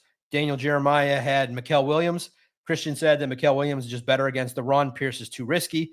You guys in that same boat between Pierce and Williams? I like Mikael Williams a little bit better. Mikael's good. I think Pierce has more upside, but more the ceiling's higher. Yeah, ceiling's higher, but he's got more risk. So it doesn't seem to me that that's the guy that the Lions would take a chance on. And I it kind of feels like if they're both there, I feel like the Lions would play it safe and go with Mikael Williams.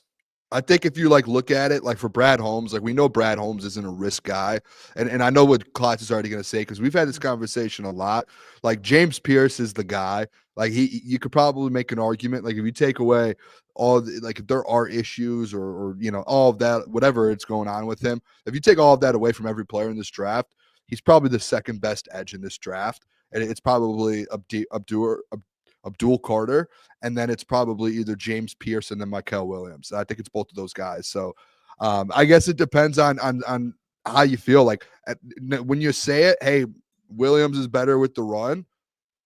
And I know Klotz is and I'm sure Klotz, you agree with me, even though we disagree. We think James Pierce. I'll say my piece. But if we're talking about with Brad Holmes, Brad Holmes does like bigger guys that are good stopping the run. So if I would say, hey, let me get in the mind of Brad Holmes, I'm guessing Mikael Williams would be his pick. But I would go James Pierce just based off of if you want someone across from Hutch. Doc, we sat there at the combine, and we sat across from Brian Baldinger, and it was just us. It was us four just in the concourse, just by ourselves. And he looked us dead in our eyes and said, "Boys, Aiden Hutchinson on one side, James Pierce Jr. on the other. That's what I want to see." And when he said when Baldy says that, you listen and you go, okay. And he goes, that would be one of the best duos in the NFL. And when he said that, I was like, Klotz, all of us looked at each other and went, okay, we want James Pierce. Doc, and this isn't just directed towards you, okay? Because I don't think Mikael Williams is a bad player. But if James Pierce is sitting there at 28, what is the risk of taking James Pierce at 28 compared to trading up 20 spots for Jameson Williams, trading up for Giovanni Manu, trading up for Broderick Martin? You're taking risk on all these players, and you have James Pierce sitting in your lap at 28. I don't care if again, this is not directed just toward you, Doc. I don't care if he's not that good against the run, because you have Marcus Davenport, Roy Lopez, DJ Reader, Aiden Hutchinson, Aleem McNeil. You go down the list. What does everybody do? Check the box wise. Stop the run. Who outside of Aiden Hutchinson gets to the quarterback consistently?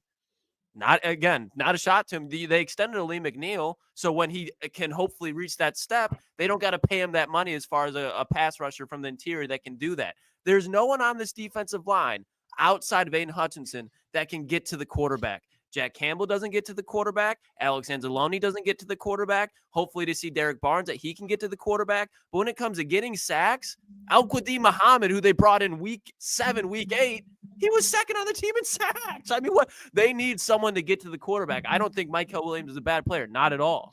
But again, he's like, what have the Lions always done? Get somebody that can stop the run. They can stop the run. They can do that. They have enough of that already. They need somebody on the other side of Hutch that can get to the quarterback. That's my piece. But James Pierce Jr. Because if the Lions don't get him, guys, listen, who's going up to get James Pierce if the Lions don't get him? Listen, Doc, Howie Roseman. He's going here's the comp, too, which is crazy. Brian Burns, that's the comp. But teams are saying that there's some character stuff, like stuff that they rub him the wrong way. It's just the way that he presents himself. That listen, the Lions are all about the grit, and also too the tape. He was up and down. Like the tape showcased, there were some times where maybe he wasn't doing the things he's got to do against the run and being a willing tackler. Like the Lions say, you got to earn the right to rush the passer. They want you to be gritty and do the small things. Like there's a chance, and you say, well, what's the risk? Well, the risk is you get a player that wants to do things his way, and the Lions want to break you down and say, okay, you're going to do this and that, and we want to enhance your skills, but we need you to do a couple different things, at the different spots along the defensive line. So, maybe they want you in coverage. Maybe they want you to do a couple different things at different spots. So the Lions are always about, hey, the full circle. So that's why they want a guy that's good against the run and good against the pass and can be reliable. So I'm curious. I do think he's got upside. You can't beat talent.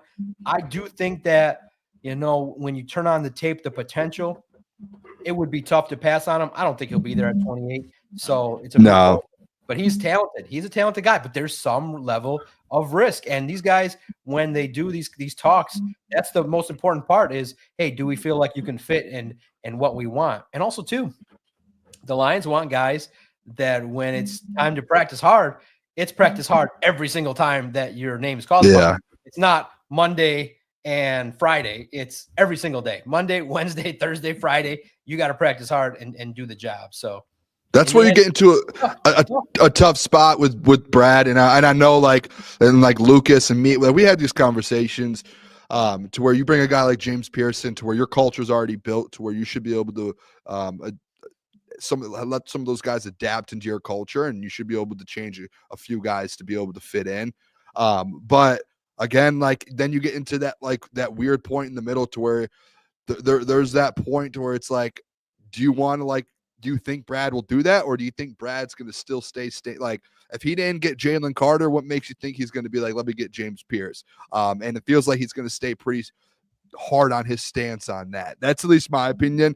That's why for me it's hard to be like push the button really hard for James Pierce. Like I would love him.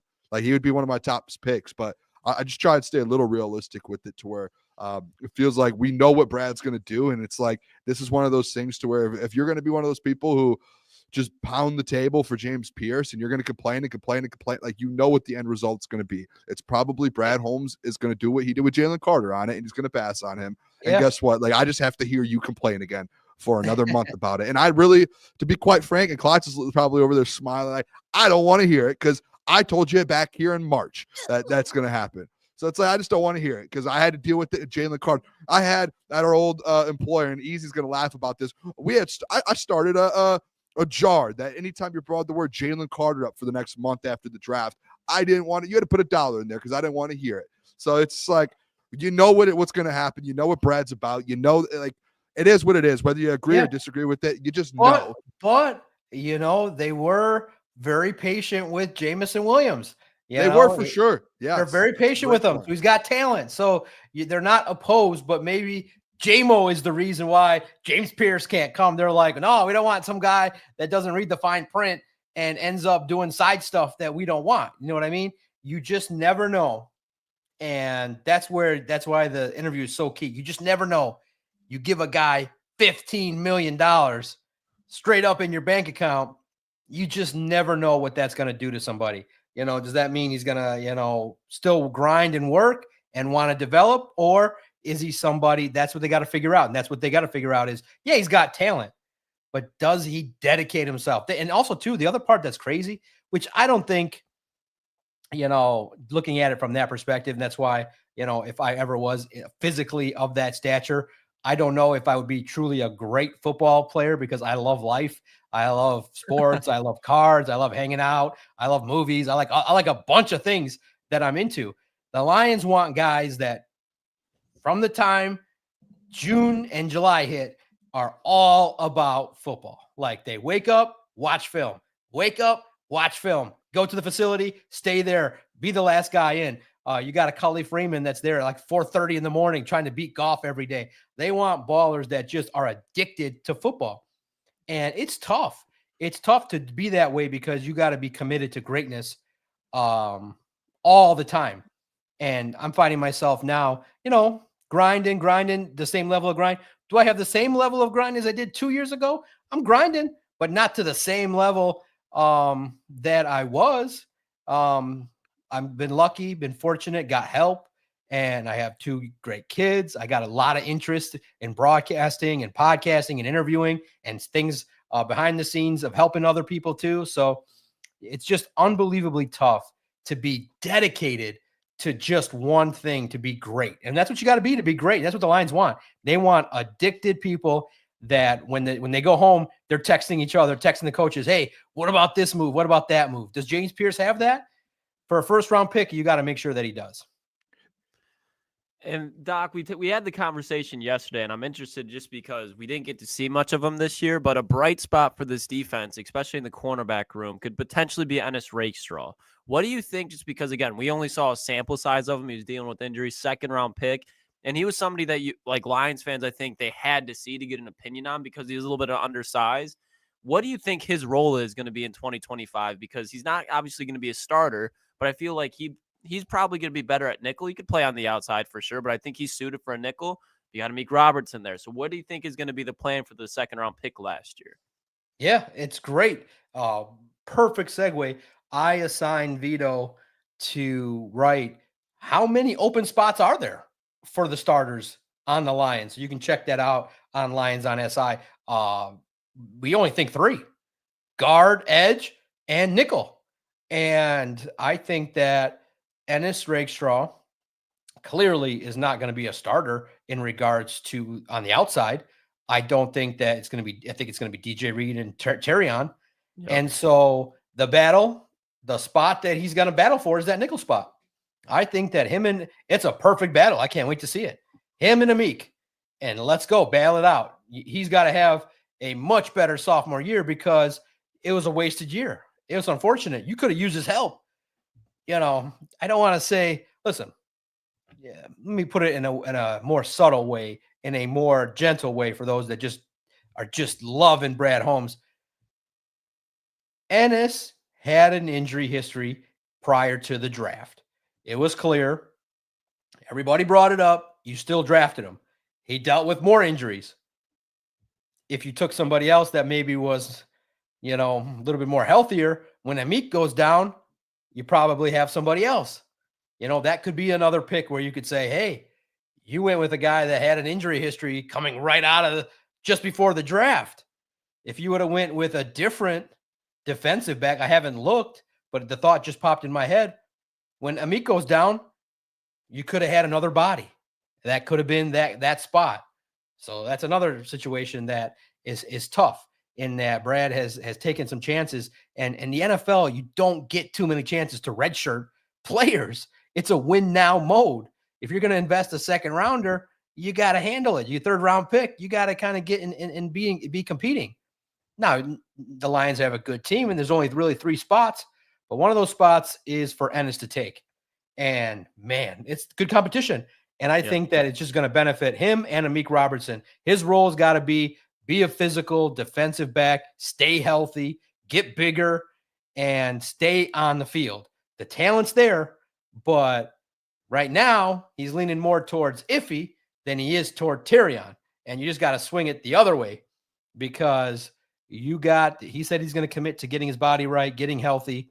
but you can't be out of the lineup when you're one of the 2 defensive backs when your team doesn't draft too many of them. Do you think, just real quick, Doc, before Boone goes, do you think he can kind of, like, a good way to look at it is like he's this year's Emmanuel Mosley that we've been waiting for the last 3 years as far as Amik and Emmanuel Mosley at the beginning of camp? There was some talk that Emmanuel Mosley could win that nickel spot. Obviously, we've never truly seen Emmanuel Mosley out on the field for meaningful snaps. Do you think that's the way that we can kind of look at it? Yeah. Look, I saw the commenter saying that he already predicts Amik's going to win. I didn't say that Ennis is going to win the job. I said it's going to be a competition. That's what his spot's going to be. I don't think that he's going to top, I don't think he's going to top Reed. It's interesting with the defensive backs, right? I wish Khalil Dorsey didn't get hurt. Kendall Vildor was a player that I just think that he's going to get another opportunity somewhere else. It's one of those deals where he was okay. But yeah, we are tomorrow morning, I think after my mock draft, we have a big board of defensive backs that we're looking at now. Vito, I think, is going to research some names to pay attention to, big-bodied potential defensive backs that can come in here and handle business. So it's going to be interesting to see. Man, I just also, too, wish Emmanuel Mosley would have worked out. Could you imagine? Yeah. Could you imagine that you could have slotted in Ennis Rakestraw and Emmanuel Mosley when Amik Robertson goes down if they're healthy? So I just, that's one of the things that, well, you go back and forth in your head. Well, everybody's hurt. Well, you don't want guys coming off of like significant injuries, and then you brought them back after an injury-plagued year with the Lions. The 24 year with Mosley was tough. That was a charity year. That was tough to bring him back again. It's one of those deals where I do think that defensive back is another position that you look at in the draft, and you want to make sure that depth position is pretty solid. It stunk that Khalil Dorsey and Kendall Vildor just end up didn't work out to the fullest possibility in terms of the secondary. Good special teamers, but not opportunities to start. Doc, I just want to kind of going back to the draft here because my mind's racing with this now, and I'm starting to think of more ideas and things that I think we're starting to get into that season now with Brad. It feels like free agency is starting to die out for that. If you had a bet here and say, hey, let's place a bet on this, do you think it's more likely for Brad to trade up, trade back, or stay at 28? Yeah, here's the deal. I'm aggressive. I want to trade up, get the best guy, get up into 15 to 20, and get the best edge rusher that you can find. If it's a Nick Scourton, you get him. If you feel that your guy's there, you move up and get him. Here's the problem. First round picks get that 5th-year option, and that 5th-year option is going to be massive. So I think there is, when you look at it money-wise and budget-wise, if you trade out of the first round, you don't got to worry about that fit. You pay less. You only got to worry about the contract for 4 years. And if you want to move on, because you can't pay everybody. We talked about it today on the podcast. We talked about it. I wrote about it too. That was the first thing I thought about was, my God, T. Higgins and Jamar Chase and Derek Stingley and all these edge rushers have made it impossible. I mean, it's impossible that the Lions can keep Branch, Laporta, Jahmyr Gibbs, Jack Campbell, Jamison Williams. You're not keeping all these players. Who are the odd men out? I think the guy that was on the cover of my story is the odd man out. And I think you got to do them the same way that T. Higgins got treated. 5th-year option, franchise tag, 5-6 years under control, and you move on. I don't know if you give Jamison Williams $23 million a year or 28 or more. No. You can replace that level of productivity in the draft for cheap. The receivers are coming out in droves. So, but I mean, I can't sell that to anybody. Nobody's going to buy that. It's tough because Jamison's a good player. He's a good explosive player in your system, but Brad loves his own guys. And if I'm foreshadowing, and I don't think it's going to fail, but if it ends up in 2-3 years that it doesn't end up in a Super Bowl, the story will be that Brad didn't adapt to be able to mix adding external options with great talent on this football team. He fell in love with too many of his own guys. And that can be a problem because he loves his own guys because he researched them all. He did all the interviews. He has more trust in the process.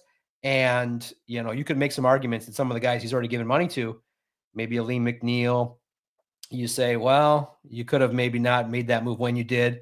Jared Goff, you could have, done him a little bit more like a Sam Darnold and kept him on the contract he already had. So you could have been a little bit more shrewd in certain areas if it doesn't work out. So we'll see how it all plays out with some of these contracts. And it's just wild to see how these contracts are going to impact all these guys with the draft. So I look at it like, financially speaking, don't be surprised if the Lions move out of the first round.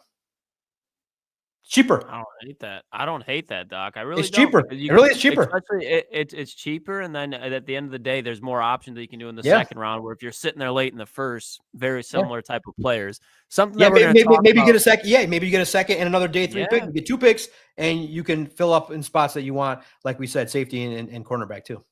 Come on now. I'm all for it. But Doc, we're about to talk about it after you leave, but I do want to get your perspective on it. And I know that we've talked about the whole J.J. McCarthy situation, but what do you is there any hype in your opinion with the Aaron Rodgers going to Minnesota and just your whole perspective of what you think is going to happen with Minnesota? Because you just said that they could be a top 5 team in the NFC next year. Well, do you think they're kind of on the same track as they were last year after Darnold leaves with J.J.?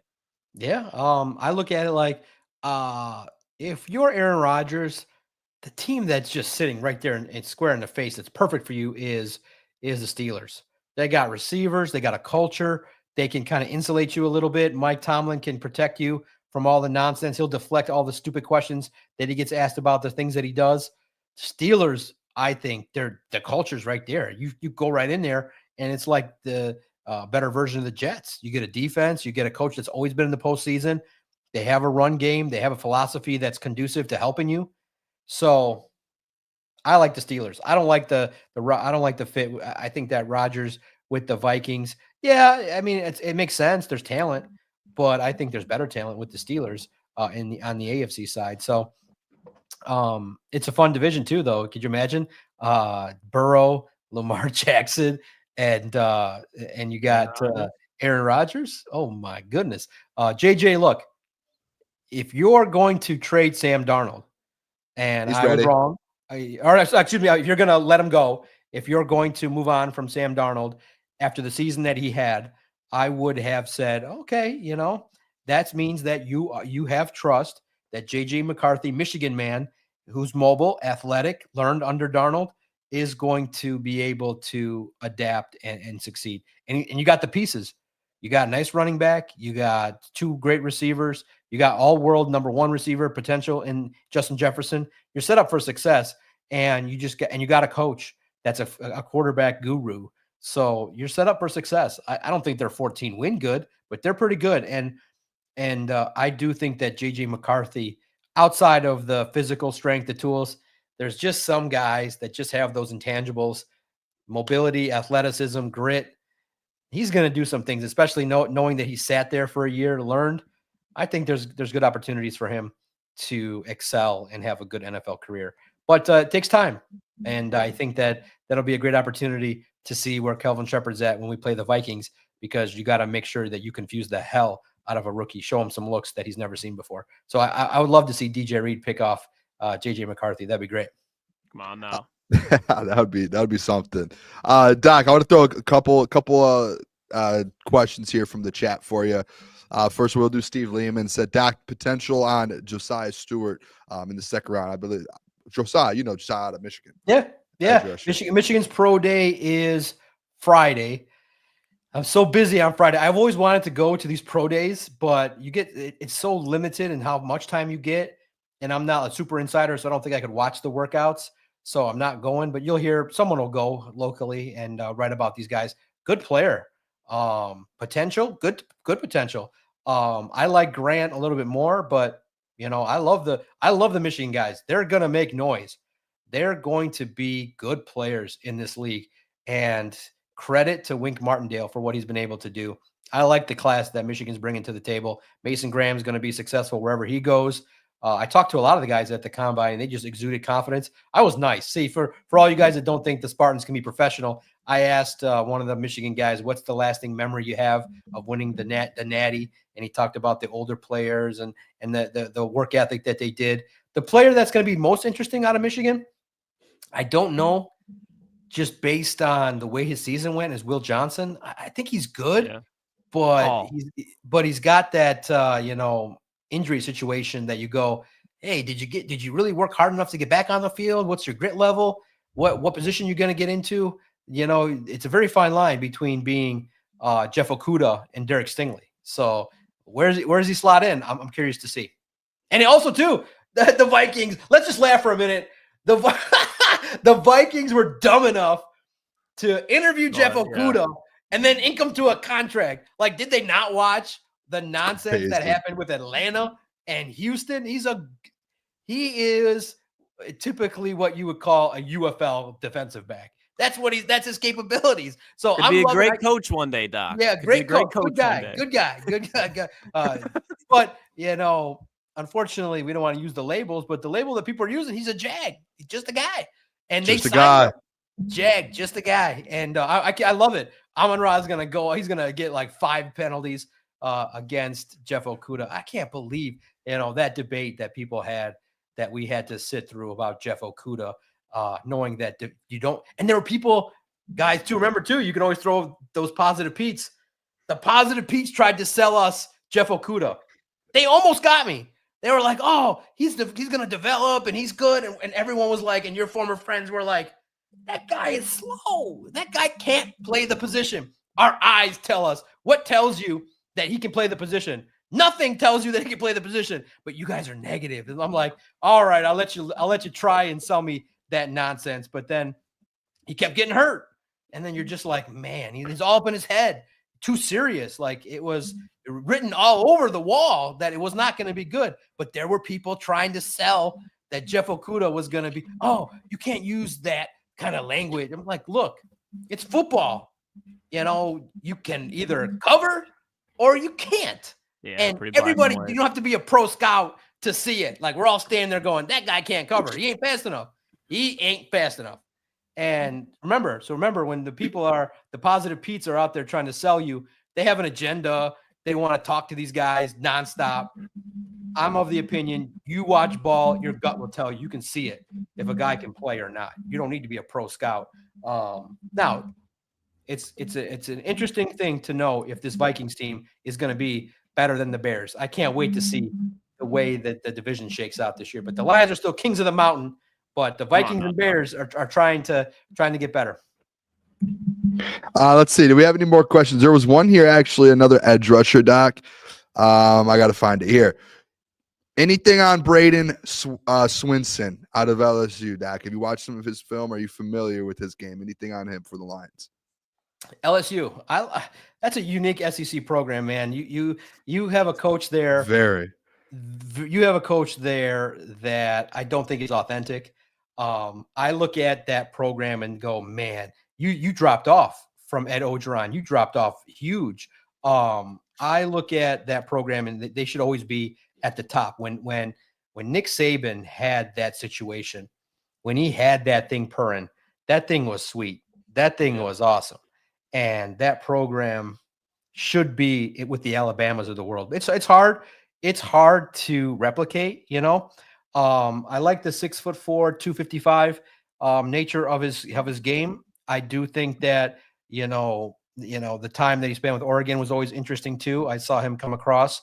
Look, with these edge prospects, number one thing that's important is, can you set the edge consistently?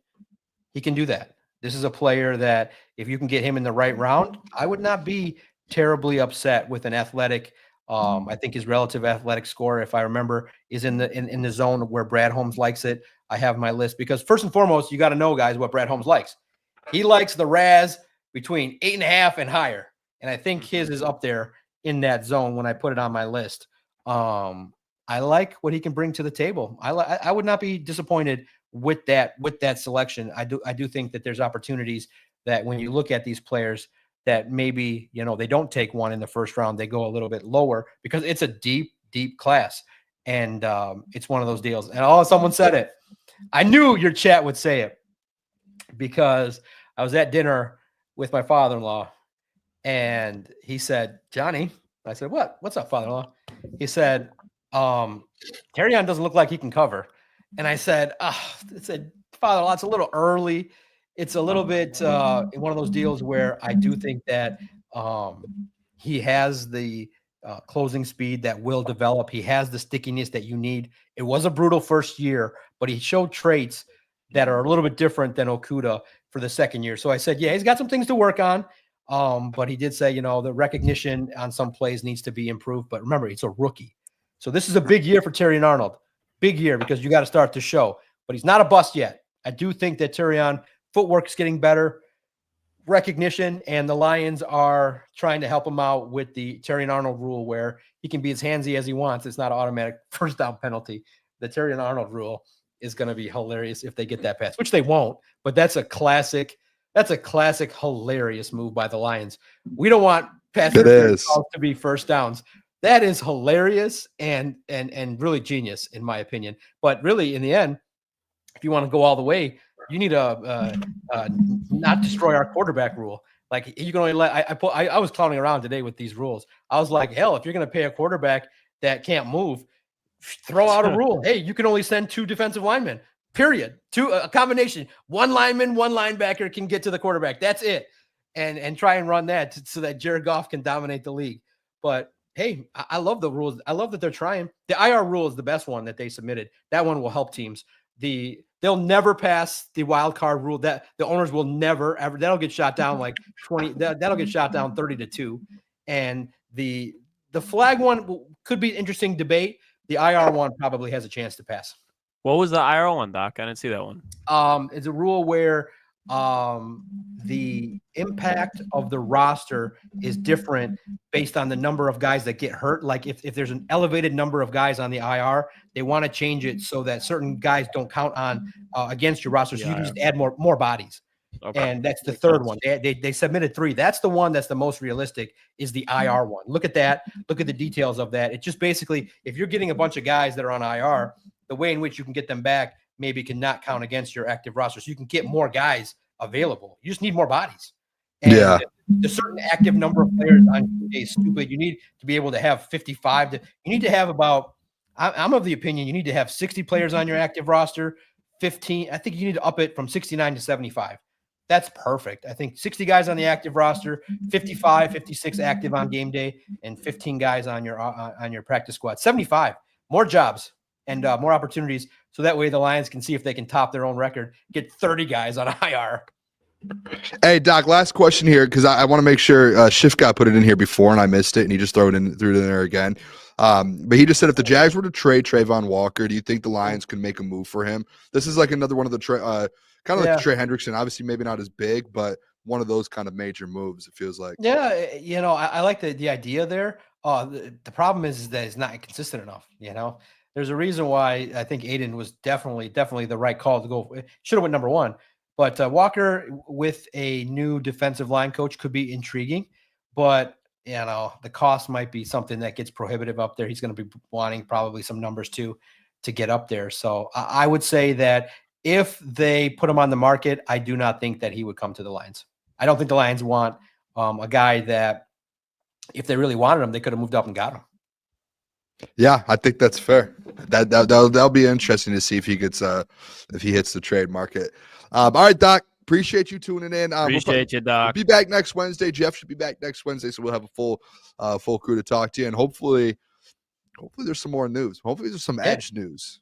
Edge news, and just outside the box. Love and life's good. If you're into Netflix comedy specials, my brand of humor and should be your brand of humor. Felipe Esperanza, his Netflix special, you can't miss him. It's funny. I'm not familiar. The moment he starts talking till the moment he ends talking, you're going to laugh. And there's a bit there about adult activities that's hilarious. He is comedically funny. And his opening bit is like, people hitting him up for free tickets. And he's like, I don't need that kind of energy at my concerts. It's hilarious. I promise you'll laugh. Have a cocktail. Philippe, Great comedy special. Live, laugh, have a good time. Check out the fellas. Let's talk soon, fellas. You're the man, Doc. Love it, Doc. Hey, go. Doc. By the way, go check Doc out on Sport Detroit Lions on SI. Don't go check them out. See that face you gave at the end? And just dipped, man. Just instantly, just boom, gone. It's just like, Doc's the man. Oh, 100%. I mean, it's 9:52 now. We'll just do some mailbag, Klotzy. Yeah, open it up. Open up. By the way, the college basketball tournament starts tomorrow. Let me see if I can do this real quick. Lots of games, Klotz. Like I'm genuinely, I'm You're pumped gonna be up. dialed. I just actually started getting some texts in a group chat with some of my boys from college. One of them's I think he's an assistant at High Point, and I think they play. I think it's Purdue tomorrow, and they just got it. They're there. He sent me a picture of him coming off like a private jet. And I'm like, bro, like that's unbelievable. Yeah, Imagine, and then like going dude. like you play basketball at High Point. Like no disrespect, but you're probably not thinking like, oh, we're going to March Madness private jet. Like that'd be something to be playing basketball at High Point. And no disrespect to the friend, like I was saying either, Boone. It's just that's probably something. Like going to High it's Point, one of those mid majors where jet, it's one of those play mid majors Purdue. where you have to like grind to get in the tournament, and it's like you got a chance, and then they have a chance to win a game tomorrow, which is pretty sick. But if you guys want to join the Crunch, this is the last night you can do it because tomorrow at noon it starts. I just put the link in the chat. Anyone can join. I think we have about 50 people in the challenge so far. Go submit your bracket, the winner of it, and make sure to. I just noticed this and thought of this, Klotzy. Make sure when you submit your bracket, edit your name to either your YouTube handle or like your name, so we know we can reach out to you and you can come in our chat and be like, "Hey, I won." Because then we have to be able to. You can win an NFL jersey of your choice. So go submit your bracket. Doc, I know you're still in the chat. Go put your bracket in there. Put the Doc so people know who you are.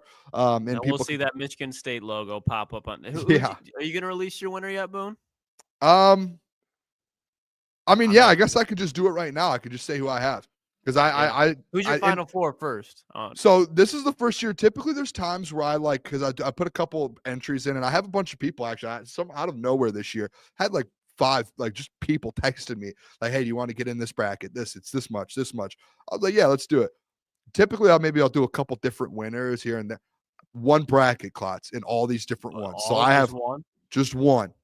That's it. So I have one chance at all of these. My final 4. Are you guys ready for this? I have Auburn beating Michigan State to go to the Final Four. Okay. To go to the Final Four? To go to the Final Four. Okay. So I'm basically saying my Elite 8 into my Final Four. So Auburn beating Michigan State to go to the Final Four. I have St. John's beating Florida to go to the Final Four. Rick Pitino. Wow. Rick Pitino, like the Godfather. Defensive team, gritty ball club. They have 2 guards, Klotzy. Dogs. I watched them throughout their whole Big East tournament. I love watching them. 2-way players, or you're saying defensively? No. Like dudes that can just get buckets. Okay. Absolute buckets. I have Duke beating Alabama to go to the Final Four and Tennessee beating Houston. So I have Tennessee versus Duke and St. John's versus Auburn. I have St. John's beating Auburn to go to the national championship game. Wow. And I have Duke beating Tennessee to go to the national championship games. I have St. John's versus Duke. And I have Duke winning it all. All right, so I have Duke winning too. I like St. John's. I do. I think Rick Pitino. I mean, he hasn't because his son coaches where Minnesota, correct? New Mexico. He got fired from Minnesota.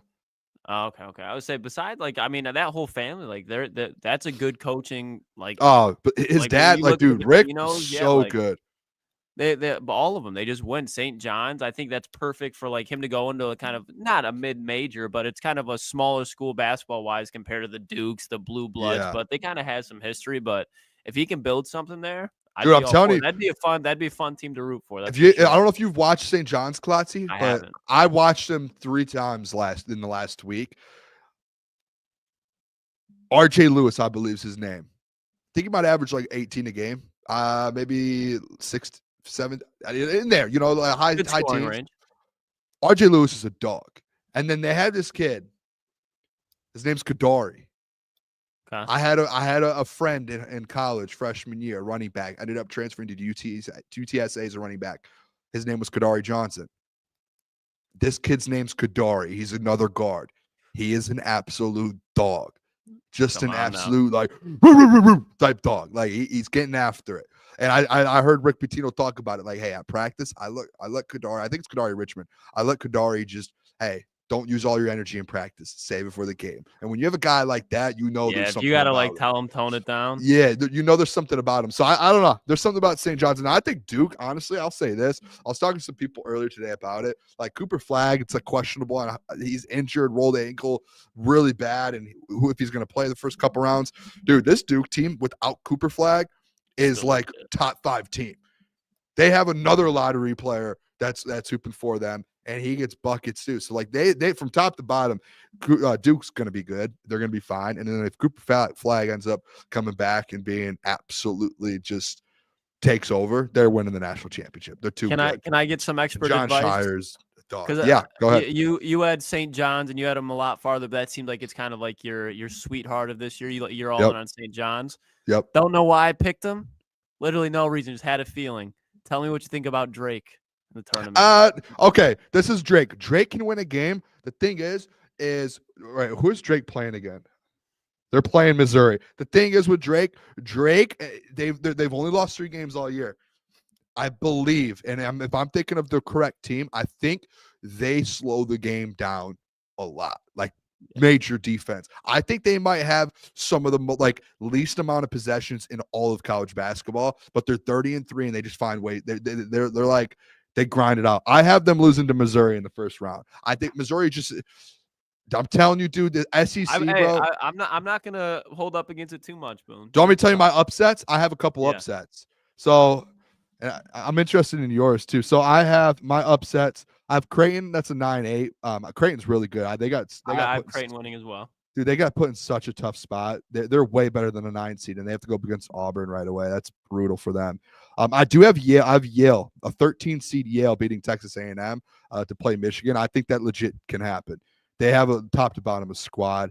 Let me see who else. I have Marquette, Mississippi State, Florida, UConn. I have Colorado State beating Memphis. Colorado State's a 12 seed, Klotzy. They're favored. They're favored. 12-5 games are always very interesting. And they're favored. They're 1.5 point favorites over Memphis. So and they've been to the tourney a lot. No more upsets on that side. And then on this side, I have I have Yale winning too, Boone. Yeah, I like Yale. And then I have VCU beating BYU. I don't know much about BYU, but I know VCU they've been absolute dogs all year long. And they were really good in the A-10. St. Mary's, no. McNeese. I have McNeese State beating Clemson. They're good. Will Wade came from LSU. He had LSU buzzing for a long time. Guess what happened to him? I could be wrong. He might have been one of those types of coaches before NIL that was paying players. Might have been in the Rick Pitino stripper gate. Might have been in, I'm not going to say that's true, but for some reason there's something about me that thinks that he was a part of something like that. So Will Wade, great head coach. He's at McNeese. Great program. And as a former college basketball manager, they have that manager that's going viral. I don't know if you've seen him with the speaker. Yeah. That's him. That's him. Like that. Okay. Hey, Boone, another team. Let me give you another team. I got a question out because I completely forgot that I did it. So I told you about who did I say before? Drake. What's St. Mary's all about? Okay, I have them I have them upsetting Alabama in round 2. No, I love Bama. I do. I love Nate Oates, dude. Former Romulus head coach. I played against Nate Oates in high school. Oh, come on. I have them. I don't know nothing. If I'm being honest, and my cousin actually asked me about St. Mary's, like, hey, who's St. Mary's players this year? I watched one game. I think they're still out in the Mountain West of St. Mary's and Gonzaga all year, and they just have not been like a wow. They probably, honestly, I told my cousin this. They probably just have like a really good point guard. They always do. Like an Australian player. They usually win a game or two if they make it to the tournament. They make I have them winning round 1 versus Vandy, and then I have Bama beating them. Fair. So, and then my last upset, I have Utah State beat UCLA, 10 seed. Okay. That's it. I only have 4 or 5 upsets, but that's about always that happens every year. I'm getting excited. I can't wait. Oh, dude, and I got to work tomorrow all day, and then Friday. No, I'm pumped up though. It should be fun. I'll put the let me put the thing in the chat one more time here for the people. Join it it. starts Even, tomorrow. I know pretty much nothing about college basketball, but it's still going to be fun to see how it turns out. So March Yeah, Madness is it's one of the best tournament in sports without a doubt. So it's 100%. If there's fucking bracket challenge, join it. What's the worst that it's going to hurt? You can win an NFL jersey. Like again, I could win a jersey. If I win, I'm not giving it away. I'll tell you that much. I'm ordering me a Tim 100%. Patrick jersey. I'm taking it. We're all a part of this. Getting my Tim Patrick jersey. It's crazy that, like, dude, the Thursday to Sunday with all these games, to me, it's like one of the best 4 days in sports of the year. Yeah. It's top 3. We got to do what you were saying and go. Where is it normally? Indy? I know it changes around. It changes every year. Yeah, we should go somewhere. It's going to be the Final Four is going to be in Detroit a couple years, 26 or 27. So we'll be down there for that whole thing. That'll be a good time. All right, that'll be it for the show today. We'll be back tomorrow, 8 to 10, as always. Good show, Boone. I'll probably be distracted tomorrow watching some of these college games, to be honest. So that's going to be tough because Michigan plays at 10 tomorrow too. So it's going to be like a boom, boom. But yeah, appreciate everyone tuning in. Make sure you guys hit the like button. Make sure you guys join the bracket challenge. There's 111 people here watching right now. We should have over 100 people in the bracket challenge. It is literally free to join. You click the link. If you don't have a login to ESPN, you create a login, create a username, fill out the bracket. And if you don't even want to fill out the bracket, you can literally, there's a button on there. You can just randomize the bracket and you have a chance to literally win a free NFL jersey. That's it. Like, it's that easy. So there's 100 people in here. Go join it. Let's get 100 people in the bracket challenge and run that up. We'll see you guys tomorrow. And the stream. Like 113 people, 52 likes. Come on now. Subscribe Hold the chat to the accountable. Subscribe to the boys. We'll see you guys tomorrow. Love you all. Peace.